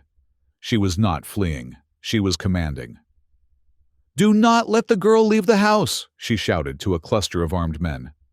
"I don't care about the fire department. If you see the intruder, shoot him. Use lethal force. We will claim self-defense." Sarah squeezed my hand so hard, her knuckles cracked. "She is going to kill us, Dad." "No," I whispered. "She is trying to control a situation she has already lost. But we can't go out the front door." I looked around. The main entrance was blocked by Eleanor and her private army. The side exits would be covered. We were trapped on the second floor. But I knew this house. Or rather, I knew the type of house. The Vanderbilt estate was built on the foundation of an older structure, a 1920s Prohibition-era lodge. Houses like that always had service routes. They had dumbwaiters, laundry chutes, and hidden corridors for servants, so the wealthy owners wouldn't have to see the help. And they had wine cellars. I pulled Sarah back from the landing, dragging her into the shadows of a linen closet alcove. "The service stairs," I hissed, "behind the kitchen pantry. It leads down to the old cellar. Does it connect to the garage?" Sarah nodded frantically, her eyes wide behind the mask. "Yes. Julian keeps his vintage wines there. There is a tunnel." "Good. Move. We doubled back, moving away from the main staircase, heading toward the servants' quarters at the rear of the east wing. The smoke here was thinner, which was dangerous. Visibility meant exposure. We turned a corner and ran straight into a guard. He was young, maybe 25, wearing the tactical vest of the private security team. He stepped out of a doorway, his weapon raised. It wasn't a taser. It was a semi-automatic rifle. He saw us. He saw the girl in the gas mask and the old man in the turnout coat. "Freeze!" he shouted, raising the barrel. I did not freeze. I did not have a gun. At 64, I was not going to win a wrestling match with a man in his prime. But I had a tool in my hand that I had grabbed from the wall bracket in the hallway.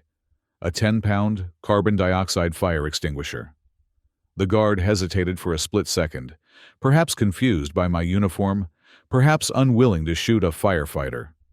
In that second, I squeezed the trigger handle. Whoosh! A jet of sub-zero carbon dioxide gas blasted into his face from 3 feet away. It wasn't just cold, it was blinding. The gas expands instantly, sucking the oxygen out of the immediate air and freezing the moisture in the eyes and throat. It is like being hit with a blizzard, concentrated into a fire hose. The guard screamed, dropping the rifle to claw at his frozen eyes.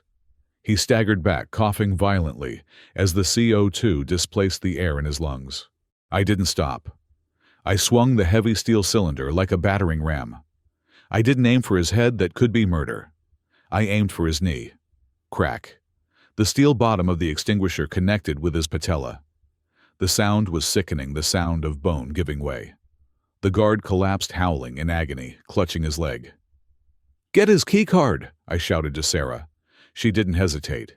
Despite the drugs, despite the fear, she lunged forward. She ripped the plastic access card from the lanyard around the guard's neck. "Got it!" We left him writhing on the floor and sprinted for the service door. Sarah swiped the card. The lock beeped and we burst into the narrow, unlit stairwell.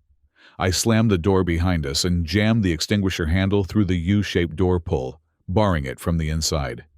It wouldn't hold them forever, but it bought us time. "Down," I said. We descended into the dark. The air grew colder, damper. The smell of smoke faded, replaced by the scent of earth and old stone. We reached the bottom, the wine cellar. It was a cavernous space lined with racks of dusty bottles, worth more than my truck. But I wasn't looking at the wine. I was looking at what had been built into the far end of the cellar. The space had been renovated. Bright, clinical LED lights flooded a section partitioned off by glass walls. I stopped. Sarah gasped, grabbing my arm. It wasn't a wine-tasting room. It was a surgical suite. There was a gynecological exam table with stirrups. There were stainless steel cabinets filled with surgical instruments. There was an anesthesia machine, monitors, and an IV drip stand. It looked like a high-end emergency room, hidden deep underground where no screams could ever be heard.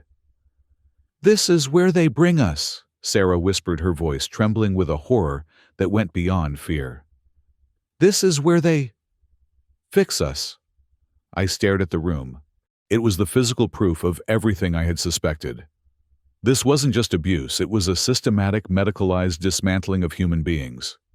They performed illegal surgeries here, abortions, sterilizations, lobotomies. I didn't know and I didn't want to know. I reached up and tapped the small body camera, clipped to my turnout coat. It had been recording since I left the truck. I made sure the lens captured everything: the table, the restraints, the drugs on the counter. "I have it," I said, my voice grim. "This ends them. This puts them all in prison." "We have to go," Sarah pulled at my sleeve. "Dad, please." We ran past the horror show, toward the heavy steel door at the far end. Exit to garage. We burst through the door into the tunnel. It was a concrete corridor, cold and echoing. Suddenly, a sound pierced the air. A low, mournful wail rising from the valley floor outside. Sirens. Not the house alarm. Real sirens. Federal sirens. "The police!" Sarah cried, relief flooding her voice. "They are here." I grabbed her arm, stopping her. "No, listen to me." "But Dad, they can help us." The local police are in Eleanor's pocket, I said sharply. The sheriff was at your wedding, Sarah. He was laughing with Julian. If we walk out there and hand ourselves over to a deputy, they will put you in a patrol car, drive you around the block, and bring you right back to this house. They will say it was a mental health episode. They will say I broke in and kidnapped you. Sarah stared at me, the hope draining from her face. Then who can we trust? Nobody, I said. Not here. Not in this county. I looked down the tunnel. We have to get to Wyoming, I said. Federal jurisdiction. The FBI office in Cheyenne. That is the only place you will be safe. But how? She asked. My car is gone. Your truck is outside the gate. We improvise, I said. We are in a garage tunnel. That means there are cars at the end of it. We started running again. The tunnel sloped upward. I could smell gasoline and rubber now. We were close to the garage, but as we neared the end of the tunnel, I heard voices. Check the perimeter. Make sure the garage is secure. Julian wants the cars prepped for evacuation. We froze. They were in the garage. Between us and freedom stood Julian and his remaining men. I looked at Sarah.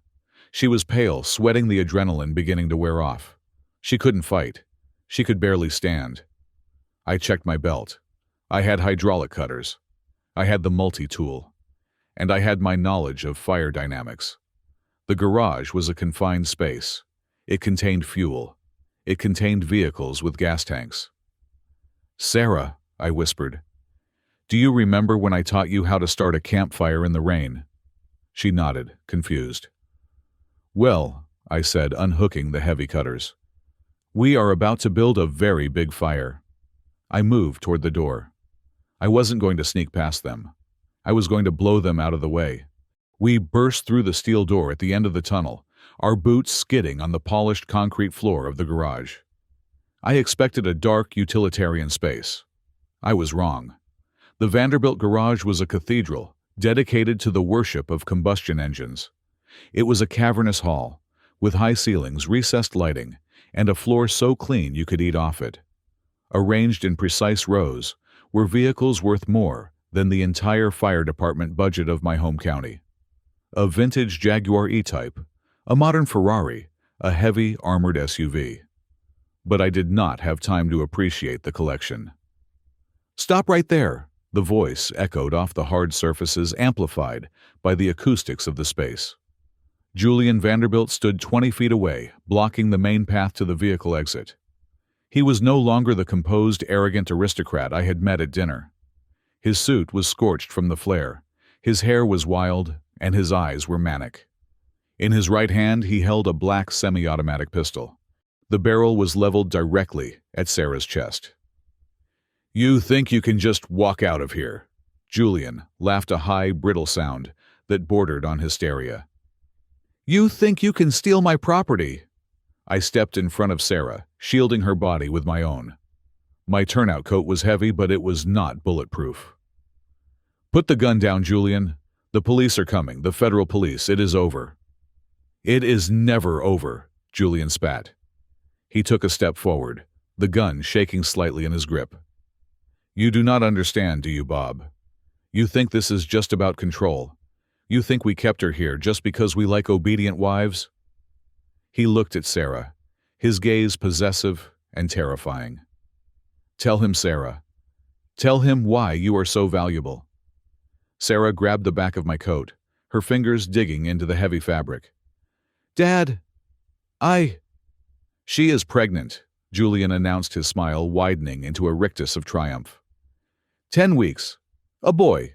The Vanderbilt heir. The words hit me harder than a physical blow. I felt the air leave my lungs. Pregnant. That was why the timeline was so strict. That was why the drugs, the medical suite, the constant monitoring. They were not just breaking her spirit. They were farming her biology. We need the bloodline, Julian continued, his voice dropping to a conspiratorial whisper. But we do not need the vessel. Not after the delivery. Once the heir is born, Sarah goes to Switzerland. Permanently. She disappears. And the child stays here. He will be raised properly. He will not be infected by your common working-class mediocrity. I felt Sarah shudder behind me.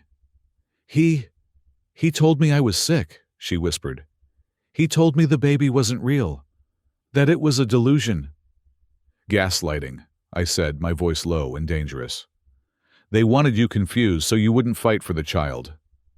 Exactly, Julian sneered. And now you are going to give her back. Because if you take another step, I will shoot you, Bob. And then I will drag her back down to the cellar myself. The doctors are very good at inducing labor early if necessary. I stared at him. I looked at the gun. Then I looked at the environment. My eyes scanned the garage with the cold, analytical precision of a fire marshal entering a hazardous material site. To Julian, this was a garage. To me, it was a bomb waiting for a fuse. To my left, stacked against the wall, were industrial drums of racing fuel and acetone solvents used for maintaining the high-end paint jobs of the collection. And directly behind Julian, sitting under a canvas tarp in the corner, was my own Ford F-150 pickup truck. I had almost forgotten about it in the chaos. When I had cut the fence earlier, I had driven the truck through the breach and rammed it through the flimsy wooden service doors at the back of the garage to get it inside out of sight of the aerial drones. I had left it there as a desperate contingency, a getaway vehicle positioned inside the enemy's perimeter. But between me and the truck stood a madman with a gun. However, I saw something Julian did not. When I had parked the truck an hour ago, I had done something instinctively. I had walked past the vintage Jaguar next to it, a 1960-something model with exposed fuel lines, and I had used my multi-tool to loosen the connection on the fuel filter. Just a half turn, enough to create a drip. Now, an hour later, that drip had become a puddle. I could smell it. The heavy, sweet stench of high-octane gasoline was pooling on the floor, vaporizing into the air. Gasoline vapors are heavier than air. They sink. They travel along the floor like an invisible snake. The vapor trail had spread. It was currently swirling around Julian's ankles, invisible and deadly. "Julian," I said, keeping my voice calm. "You are a smart man. You went to Ivy League schools. You understand physics, don't you?" "Shut up," Julian snapped. "I am counting to 3. I have a question for you," I said, reaching into my pocket. My hand closed around my Zippo lighter. It was old brass engraved with my fire department unit number. "Do you know what a backdraft is?" Julian blinked, confused by the sudden change in topic. "What?" "A backdraft," I repeated, stepping slightly to the right to clear my line of sight to the garage door control panel on the wall. "It happens when a fire has consumed all the oxygen in a room. It sits there superheated waiting. It wants to burn, but it can't. It is starving." 1, Julian counted, raising the gun. "And then," I said, my thumb hovering over the garage door button, "someone opens a door. Oxygen rushes in. The fire wakes up. And it explodes." I hit the button. The heavy, motorized roller door behind Julian began to lift. The blizzard outside had been raging against the metal all night. As the seal broke, the wind roared in. It was a sudden, violent gust of freezing air driving the snow into the garage at 50 miles per hour. The sudden noise and the blast of cold air startled Julian. He flinched, turning his head for a fraction of a second to look at the opening door. That was the moment. "Get down!" I screamed to Sarah. I didn't aim the lighter at Julian. I flicked the wheel. The flame caught instantly, a small yellow tongue of fire in the dark garage. I tossed the Zippo. It tumbled through the air in a slow arc, end-over-end landing with a metallic clink in the puddle of gasoline that had pooled beneath the Jaguar 10 feet away from Julian. For a microsecond, nothing happened. Then physics took over. Whoosh. The gasoline vapors ignited with a sound like a jet engine starting up. It wasn't an explosion. It was a rapid expansion of burning gas. A wall of orange flame erupted from the floor, climbing the side of the vintage car and rolling across the ceiling. The sudden influx of oxygen from the open garage door fed the fire, turning it into a blowtorch. Julian screamed. The heat wave hit him, knocking him backward. He fired the gun blindly. Bang! But the shot went wild, shattering a light fixture above my head. The wall of fire separated us instantly. He was on the side of the house, we were on the side of the exit. "The truck now!" I yelled, hauling Sarah off the floor. We scrambled toward my F-150. It looked out of place among the supercars, a dented, rusted workhorse covered in mud and snow. But right now, it was the most beautiful thing I had ever seen. I threw the driver's side door open and shoved Sarah across the bench seat. "Get in, get down!" I vaulted into the driver's seat. The keys were still in the ignition where I had left them. I twisted the key. The engine cranked. Chug, chug. "Come on, old girl," I pleaded. The fire was spreading fast. The chemicals I had spotted earlier, the drums of acetone, were beginning to bulge from the heat. If those went up, this whole garage would become a crater. The engine roared to life. A V8 growl that sounded like defiance. I threw the transmission into reverse. I didn't look back. I stomped on the gas. The truck tires screeched on the polished concrete, then bit. We shot backward, accelerating toward the opening garage door. Through the windshield, I saw Julian. He was on his knees, shielding his face from the intense heat. He looked up just in time to see my truck backing away. His eyes were wide with the realization that he had lost. The fire was between him and the door. He was trapped in the box he had built. I spun the wheel, swinging the nose of the truck around as we cleared the garage door. We were out in the storm. "Buckle up!" I shouted. I shifted into drive and floored it. We were in the main courtyard now. The snow was blinding a whiteout. I couldn't see the driveway. I couldn't see the road. But I knew where the perimeter fence was. "Hang on!" I aimed the truck at the wooden section of the fence, the decorative part near the front gate, that looked impressive, but lacked the steel reinforcement of the security perimeter. We hit it at 40 miles per hour. Crash. Wood splintered. The truck shuddered violently. The airbag light flickered on the dashboard, but the bags didn't deploy.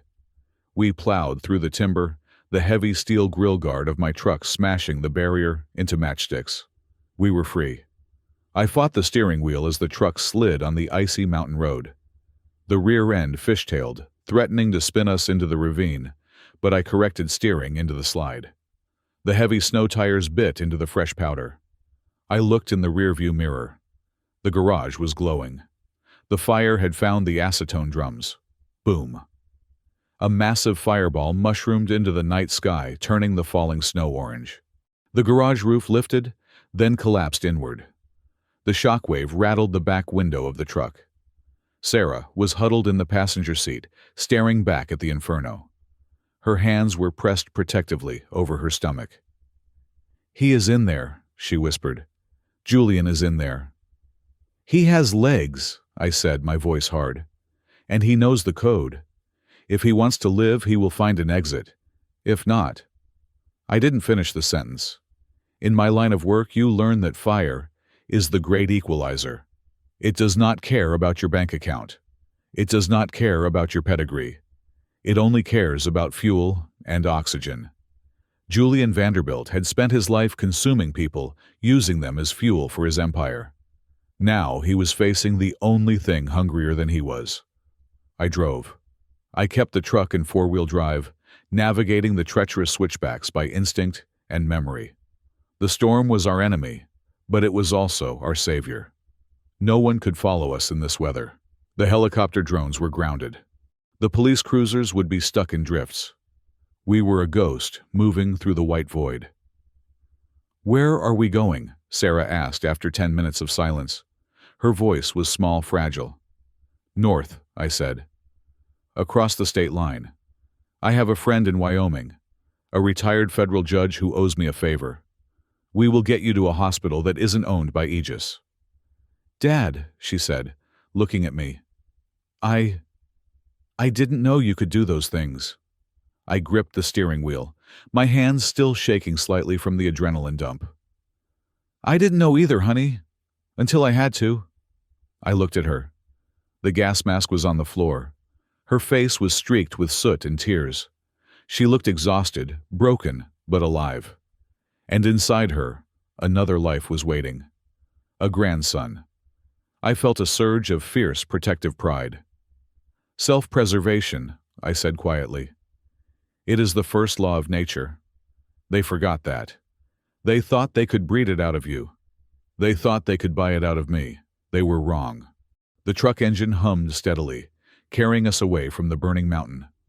Behind us, the glow of the Vanderbilt estate faded into the swirling white darkness, a beacon of destruction that signaled the end of their reign and the beginning of our survival. But I knew this wasn't over. The fire was out, but the ashes would be toxic.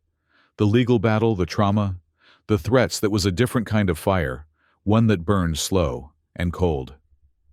"Sleep, Sarah," I said. "We have a long drive." She leaned her head against the cool glass of the window and closed her eyes. I kept my eyes on the road, watching for the reflectors in the snow, driving through the storm, carrying the only things in the world that mattered to me. We had escaped the trap. We had survived the flashover. Now we just had to survive the fallout. We drove straight through the night, crossing the state line into Wyoming, just as the sun began to bleed gray light over the horizon. I did not stop for coffee. I did not stop for gas until the gauge was sitting empty. I did not trust any badge I saw until we pulled into the parking lot of the FBI field office in Cheyenne. It was a nondescript brick building, boring and bureaucratic, but to me, it looked like a fortress of sanity. I walked in with Sarah leaning heavily on my arm. She was still wearing my oversized turnout coat, smelling of smoke and fear. I looked like a madman's soot-stained face, bloodshot eyes, carrying a duffel bag of evidence. "I need to speak to the agent in charge," I told the receptionist, slamming my retired fire marshal badge onto the counter. "This is a federal kidnapping case involving interstate transport and medical fraud, and I have the victim right here." The next 12 hours were a blur of fluorescent lights, bitter coffee, and recording devices. They took Sarah to a secure medical facility for toxicology screening. I stayed in the interrogation room, laying out my life on a metal table. I gave them everything. The drone footage, the photos of the underground surgical suite, the vial of Sarah's blood. I had drawn myself in the truck using a clean kit, just in case the hospital lost the official sample, and the recording of Julian's phone call. "She is my patient. The woman you knew does not exist anymore. We are rebuilding her." The agents listened in silence. When the tape ended, Special Agent Miller, a woman with sharp eyes and no patience for nonsense, looked at me. "You realize you admitted to arson, breaking and entering, and assault with a deadly weapon?" she asked. "I was admitted to an emergency rescue operation under exigent circumstances," I corrected her, leaning forward. "I am a certified fire marshal. I identified a life safety hazard. The exits were sealed.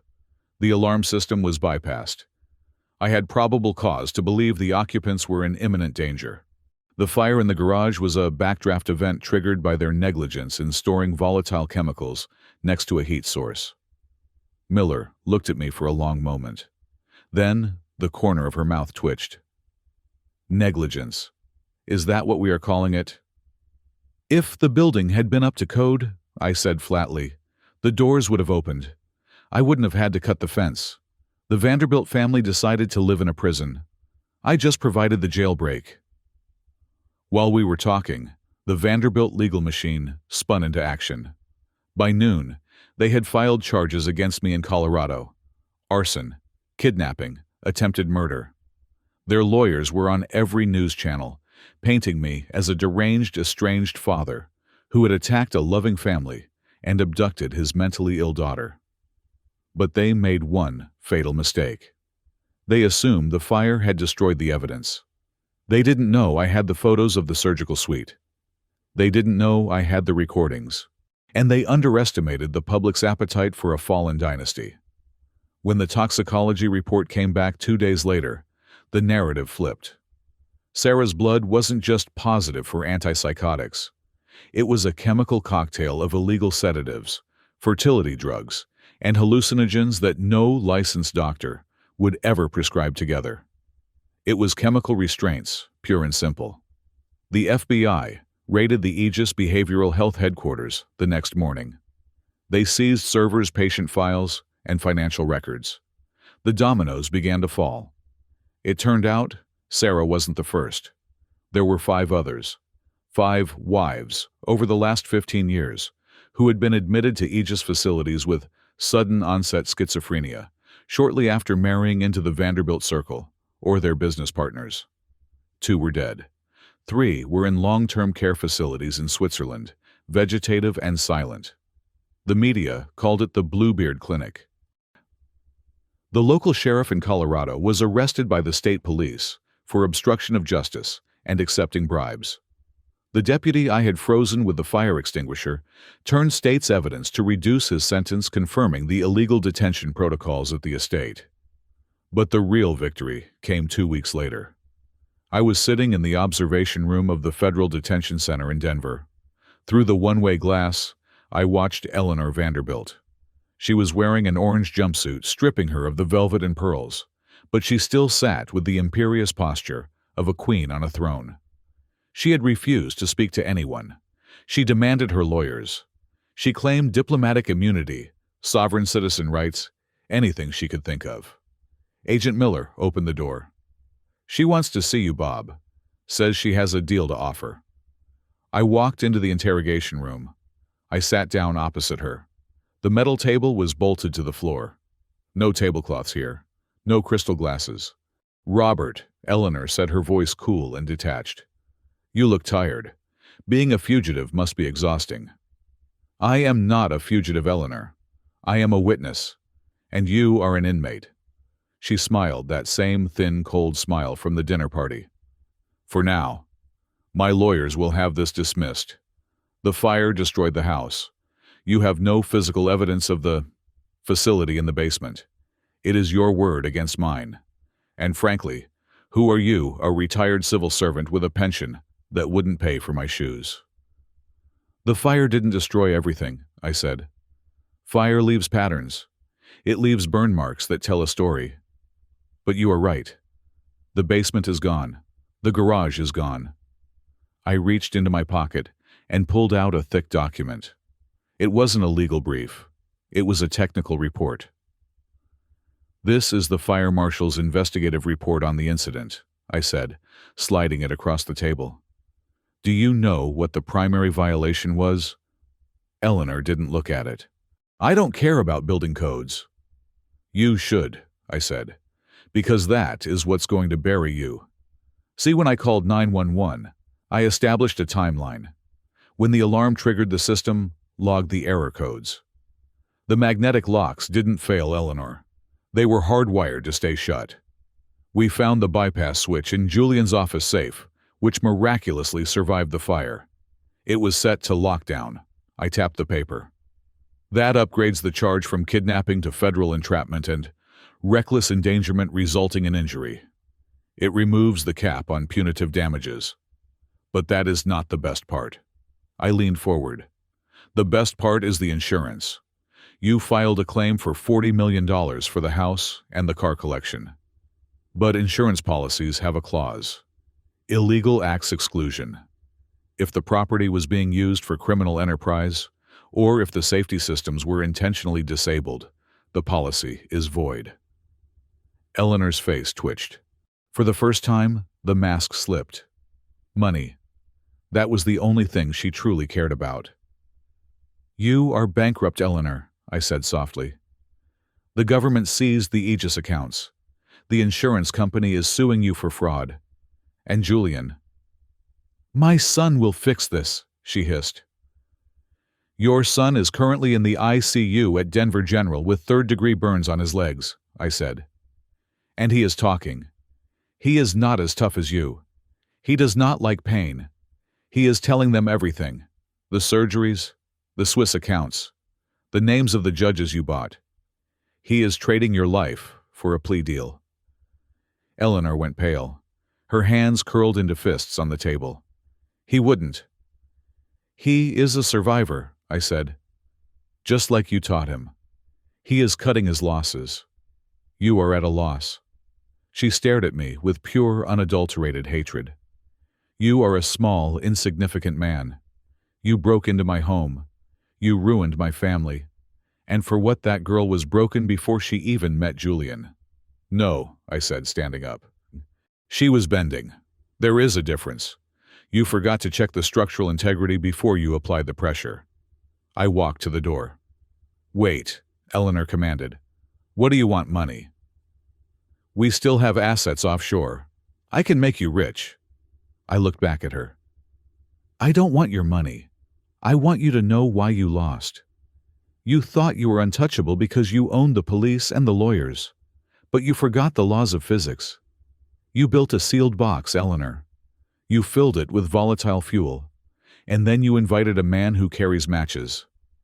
You will rot in hell," she spat. "Maybe," I said. "But at least I know where the exits are." I walked out.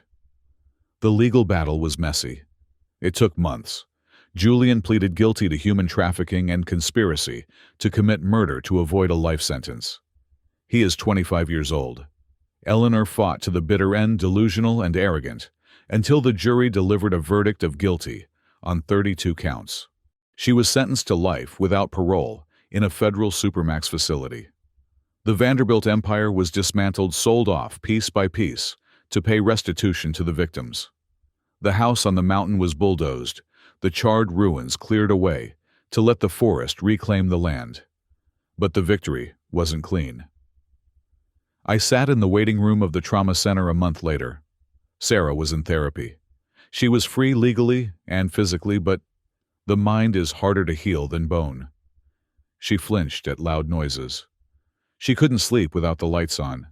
She checked the locks on her apartment door 10 times a night. The baby was safe. The doctors said the stress hadn't caused a miscarriage, which was a miracle in itself. A boy, my grandson. I watched Sarah come out of the therapist's office. She looked tired, her face drawn, but she was walking on her own. She wasn't leaning on me anymore. "Ready to go?" I asked. "Yeah," she said. She adjusted her coat. "Dad." "Yeah." "Did Julian ask about the baby in his confession?" I hesitated. I could have lied. I could have protected her from the truth. But we were done with lies. "He asked if the baby was male," I said honestly. "That was all he asked." Sarah nodded slowly. She didn't cry. She just absorbed the blow and kept standing. "Okay," she said. "Good. Then he doesn't get to be a father. He is just a donor." She took my hand. Her grip was strong. "Let's go home, Dad." We walked out into the sunlight. The air was fresh, smelling of rain and asphalt. It didn't smell like smoke anymore. The fire was out. The structure was damaged, but the foundation held. And as we walked to my new truck, the old one had been seized as evidence. I found myself checking the exits of the hospital lobby. Automatic sliding doors, clear path, green signs. Good. You never stop being an inspector. You just learn to live with the hazards. 6 months. That is how long it takes for a fracture to knit properly. Not just a bone, but a life. The snow has melted from the mountains, replaced by the hesitant green of spring. I am sitting on the porch of my own house, not a mansion, just a sturdy ranch with good bones, watching the sun dip below the tree line. The air smells of pine resin and damp earth, clean scents that have finally scrubbed the smell of smoke and sulfur from my memory. Sarah is sitting next to me in the rocking chair. Her belly is showing now a round, solid evidence of the future. She is knitting her fingers, moving with a rhythm that used to be jittery, but is now steady. But she is not knitting a booty or a blanket. She is knitting a Kevlar-reinforced liner for a jacket. "You dropped a stitch," I say gently. "No," she corrects me without looking up. "I am reinforcing the seam. Tensile strength, Dad." I smile. It is a small, hard smile, but it is real. We don't talk about baby names much. We talk about load-bearing walls. We talk about the difference between tempered and laminated glass. We talk about situational awareness. Sarah is not just recovering. She is re-engineering herself. She goes to therapy twice a week to deal with the ghosts, but she comes to me every evening to deal with the physical world. I am teaching her everything I know. Not just how to survive a fire, but how to spot one before the match is even struck. Yesterday, she asked me to teach her how to use a hydraulic cutter. It was a heavy tool for a pregnant woman, but she lifted it. She cut through a hardened steel padlock in 3 seconds. She didn't smile when she did it. She just nodded, satisfied with the mechanics of leverage. I look at her, and I feel a pang of something complicated. Grief, maybe, for the soft, trusting girl she used to be. That girl is gone. The woman sitting here is harder scarred, less likely to laugh easily. But she is safer. And in a world like this, safety is a better gift than innocence. People talk a lot about family. They say it is the most important thing. They say blood is thicker than water. They say you should forgive your family, stand by them, and endure for them. I have spent 40 years pulling bodies out of houses where families lived. And let me tell you something, nobody puts on a greeting card the most dangerous person in your life is often the one sleeping in the next room. The Vanderbilts were a family. They had traditions. They had loyalty. And they used those things to build a cage. They used the word marriage to mask slavery. They used the word care to mask control. I watch a hawk circling the field, hunting for field mice. Nature is honest about its violence. Humans are the only ones who wrap it in velvet and call it love. Dad, Sarah says, breaking the silence. Do you think I will be a good mother? You will be a fierce mother, I say. There is a difference. I don't want him to grow up afraid, she says, rubbing her stomach. He won't be afraid, I promise. He will be prepared. Fear comes from not knowing where the exit is. We will teach him where the exits are. I look out at the driveway. My old Ford truck is there. I bought it back from the police impound auction after the investigation closed. It still has the dent in the grill where we smashed through the gate. The paint is scorched on the rear quarter panel from the garage fire. I could fix it. I could sand it down and repaint it. But I left it. It is a scar. Scars are good. They are reminders that you survived something that tried to kill you. I sip my coffee. It is lukewarm, but I drink it anyway. I think about the people listening to this story. Maybe you are sitting in a kitchen right now looking at a partner who checks your phone every time you leave the room. Maybe you have a mother-in-law who smiles a little too sharply and makes jokes about you never leaving. Maybe you feel that subtle tightening in your chest when you walk through your own front door, the feeling that the air is getting thin. Do not ignore it. We are taught to be polite. We are taught to not make a scene. We are taught that leaving is quitting. I am telling you as a man who has seen what happens when you stay in a burning building too long, politeness gets you killed. When Eleanor Vanderbilt told me, "Brides don't leave," she was giving me the blueprint of her trap. I should have grabbed Sarah's hand right then and flipped the table. I waited. I investigated. I got lucky. Don't wait for luck. Self-preservation is not selfish. It is the primary responsibility of every living thing.